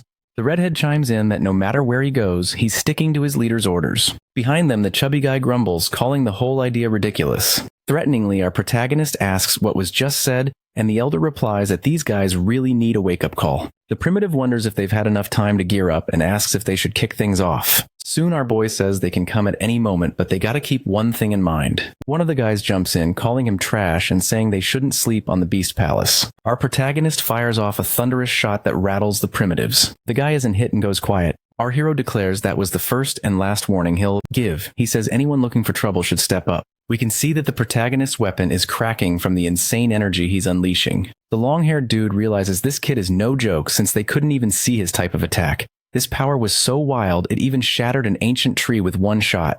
If they let this martial artist get any closer, their arrogance could cost them everything. Suddenly, he spots something that grabs his attention. Telling everyone to chill, he asks why the shadow fox is hanging with our hero. The protagonist says he helped the little one and isn't about to ditch her now. The man says he's not your average martial artist and wonders how he got picked by such a creature. Soon, he'll make it a point to officially invite him to be a guest at the Palace of Beasts. Sometime later, we see our hero's crew being led to the spot. Looking around, our protagonist notices there aren't as many animals as he thought there'd be. He asks if they're almost there, and the answer is that they've already arrived. Our protagonist's eyes go wide when they're welcomed. This is the Palace of Beasts of Naman. The little fox, looking nervous, crawls into the protagonist's clothes, leaving just its head poking out. The man says the shadow fox usually rolls solo, which is why it's rare to see one, but it seems to vibe with the boy already. Then he says he gets it, but has one serious question. He wonders why he feels so many eyes on him all of a sudden. The man replies that it's rare to see a shadow fox, and they're all curious why he's there. Suddenly, our protagonist looks up, confused by the wild sight above him. A tiger is soaring through the sky. The creature lands carrying a giant on its back. The dude is super strong, and the tiger looks increasingly ready to pounce on our protagonist. This is Samusik, the lord who protects the Palace of Beasts. Watching, our protagonist wonders how someone can be that massive and feels bad for the animal with him. The man, on the other hand, calms his huge cat with a gentle pat on the head.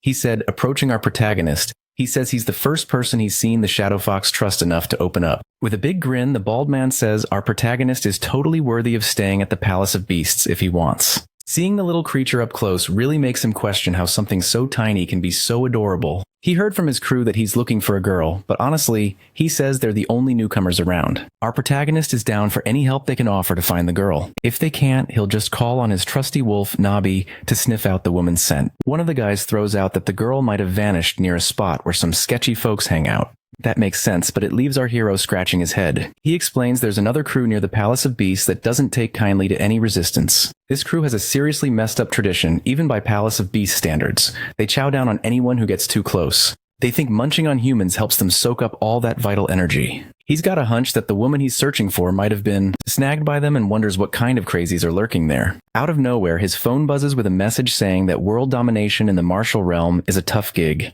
A secret mission pops up: wipe out this tribe completely or face some serious consequences. This is a total mystery for our hero, but seeing that message makes him shake with anger and go pale. If he flops, his beloved pup is going to get sick. Annoyed, he demands to know where these people are so he can take them out. Gripping his weapon, he vows to hunt them down and serve them up to the animals for a feast. But then he hears a weird noise coming from his weapon. It's falling apart right then and there. The giant cracks up and says they're doing him a solid, thanking him. Our boy, on the other hand, is freaking out, realizing this isn't a nightmare, it's the real deal. The elder steps up, introducing himself as the Lord of the Palace of Beasts, and makes a big announcement. Our hero tries to cut in, asking for a second, but the dude keeps going. He says those who sorted their issues are now chilling with him, and they're throwing a massive food and drink festival. Our protagonist, dead serious, just starts hurling curses into the air. After a bit, everyone's totally wasted, losing their minds. Meanwhile, our boy, who hasn't touched a drop, is stomping his foot like he's trying to start a mini earthquake. He messed everything up and wonders why he didn't think of this sooner, since the weapons are super weak.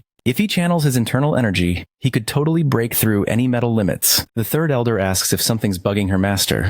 She says he looks off, and our boy tells her to chill and mind her own business. She gets it, but he keeps stomping like he's got ants in his pants. The fourth elder rolls in and asks if the protagonist is really okay. He laughs, saying he looks bummed like he lost his secret weapon, but our hero punches him right in the nose. He questions if he really showed that vibe and insists he can still pull out his trump card. Looking at the handle, he realizes it's way more useful than he thought. Suddenly, the giant shows up and asks why the protagonist is so deep in thought. He suggests they check out a spot with a killer view and that they should go together. When they get there, they find themselves on a cliff where the sky is shining brighter than a filter. The bearded man asks what the protagonist thinks, and he says it's super beautiful, but he's still feeling down, catching the older dude's attention, who says his mind seems to be racing. He then asks if the tribe they'll face later is the same, but the answer is no. The giant continues, saying the martial world doesn't really care about them in the end. He explains that the rumors actually point to this specific group, which isn't linked to the Beast Palace. Sure, they have a way of welcoming outsiders, but they're not as brutal as others. There's a clear difference in how they treat newcomers. If a stranger steps into their turf, they're toast, no questions asked. But the groups do share some similarities in looks, clothes, and lifestyle, which gets confusing. If this keeps spreading, one day the village might get torched out of fear of martial artists. Our boy says these people are the worst and asks why they haven't sorted this out yet. The older man replies that it's not as simple as our hero thinks. In the district, there are tons of smaller tribes around. He tried to warn about the issues, but only managed to score a temporary peace. That's why he's worried that if they attack, the other tribes will freak out about retaliation from the leftovers. No matter how the old man sees it, he always wanted to bring peace to everyone around him. When the protagonist offered to help resolve the problem, he felt both grateful and scared. Kim, hearing this, goes quiet for a bit. Then he stands up, saying he'll handle the situation, but it's not going to be free. If he ever needs a favor, no matter what, he's got to come through for them. He asks if that's a solid deal, and the answer is yes, obviously. The gunslinger says he'll bounce first, and that's when the little fox finally shows up. The muscular dude questions if the fox was chilling with the protagonist the whole time, and says there's no need to hide it. But the boy didn't even know his furry buddy was tucked away in his clothes. He asks why everyone's freaking out over the fox, and the older guy decides to break it down. He says the Beast Palace was built because of the Shadow Fox. Back in the day, it was chaos, with lives lost every single day. That all changed when the first ancestor of the palace showed up, bringing peace and a new era. But there was a secret player. The ancestor of the Shadow Fox was right there with him. The real deal is that the fox isn't just a pet, it's the legendary sword. It can split seas and slice the land in half. Hearing this, our protagonist is shook to realize he's got such a legendary creature with him. The man hasn't seen the legend himself, but he believes the stories must be true. Looking at his little buddy, he wonders if she really is the legendary sword. Then he asks the elder how to transform her, but the old dude isn't sure. He says if he vibes with the Shadow Fox, she'll turn into a sword based on his will. The next day, the palace is chill. Our boy wonders what's up with everyone at that moment. He asks if the fox knows how hard he's been trying to send telepathic messages, and then wonders if her only charm is being adorable. The giant rolls in and asks if he's still trying to get cozy with the little creature. He says the protagonist has a bunch of friends, but questions how to level up the bond with the animal. He tries to remember if the boy has any special connection with a pet, and our boy flashes back to when he brought his puppy home for the first time. Then he wonders if the little guy in front of him has a name. The man tries calling the puppy a bunch of nicknames, and if any stick, awesome. After a few tries, the puppy finally perks up at the name Mongo, which becomes his official title. The protagonist realizes the pup is totally into this choice. Then he thinks about giving a powerful name to his new pet. He considers calling her AK-47, but the little fox looks bummed and he notices she's not feeling it. He throws out other weapon names, but none hit the mark, and he concludes they're all terrible. He decides to look for something special about the fox to name her. Observing, he realizes she's super cute and decides to call her Princess. Suddenly, the animal leaps onto him, clearly loving the name, stoked. The protagonist feels he's bonded with the little creature and says now that they're tight, she should help him whenever she can. Then a bright glow bursts from the small creature, catching both of them off guard. The protagonist realizes it's the legendary sword he was hoping for. Standing still, he just watches, wondering if it's the legendary Sword of Shadow Judgment. As he holds it, he feels a surge of power rising within the air. Him realizes he can slice through anything. With a fierce look, he asks the man if this is the right weapon, feeling an intense urge to fight. The old man, spooked, goes quiet, sensing the sword's presence. Later, he admits he wasn't sure if he should react this way, finding everything kind of scary. Soon, the bald dude realizes they're lost and decides to lean on one of his guys. This is his youngest son, who will tag along and give them direct backup. His sword skills are insane, and the boy's name is Samurai, making the protagonist wonder if he's for real. The elder warns them not to underestimate the enemies who are pros at hunting humans. No one knows what tricks they might pull to trap and devour them. The boy, Chill, says he's already used to this, so there's no need to stress. Plus, he's got major backup, his little friend, the legendary sword, which he can now wield like a boss. The group moves through the woods, and the boy asks if they're almost there. Looking ahead, he sees they're totally exposed. Easy pickings. The gunslinger readies his weapon and fires in their direction. The blade slams into the guy's basin and stops. Drops at a tree way off in the distance. The boy laughs, saying they're dumb for munching on humans when the sun's shining bright. Grossed out, he wonders if human meat is actually tasty for these heartless losers. But one dude insists the food is just beef. Everyone's shook, and the protagonist chimes in that it doesn't really matter. Eating a cow is still messed up, especially when they didn't think about the calves. Samurai realizes the protagonist actually cares about animals, which is kind of sweet. The skinny guy swears he's not lying and dares him to at least give it a shot. The meat looks shiny but super sketchy. The fourth elder doesn't catch on and digs in like it's a 5-star meal. The protagonist notices the fat guy is loving it, acting like it's a feast fit for a king. He decides to take a tiny bite to see if it's worth the hype. As he takes a nibble, he feels something wild on his taste buds. And bam, he realizes it's crazy delicious no matter how he tries to spin it. But then he wonders if those cannibal tribes are even supposed to be around. The long-haired dude doesn't get it and asks why he's curious. Our boy says he's trying to track them down to end this madness with a sword among the bodies. The guy claims he knows where the tribe hangs out and suggests a path, but our boy wants the details. But the dude, totally playing him, says the path is where they are. Kim isn't surprised and just stares at him, totally blank. The guy in a wild mood lunges at him with an axe. But our protagonist, quick on his feet, dodges the swing like a pro. He warns not to underestimate him just because he's not packing heat. Then he makes a slice that splits the dude in half. He brags about being a black belt in swords, which is why he's a beast in combat. Soon, he thanks them for saving the time they would have wasted tracking them down. He decides to repay the favor with a quick but painful exit. The elder lands smoothly on the ground. With a single spin, she launches hundreds of blades that wipe out the enemies around her. One of the guys says they should hold him down since he can't use any weapons. But the redhead jumps in and warns not to hug him, only his little bro gets that privilege. With a massive stomp, the redhead crashes down on the guy with serious force. Our protagonist realizes these dudes are so weak they're not even worth the effort. But glancing to the side, he spots something from the fourth elder. He sees two of them there, and the fat guy confirms he sees the same thing. Our video ends here if you liked it. Leave your like. See you next time. Bye. Bye.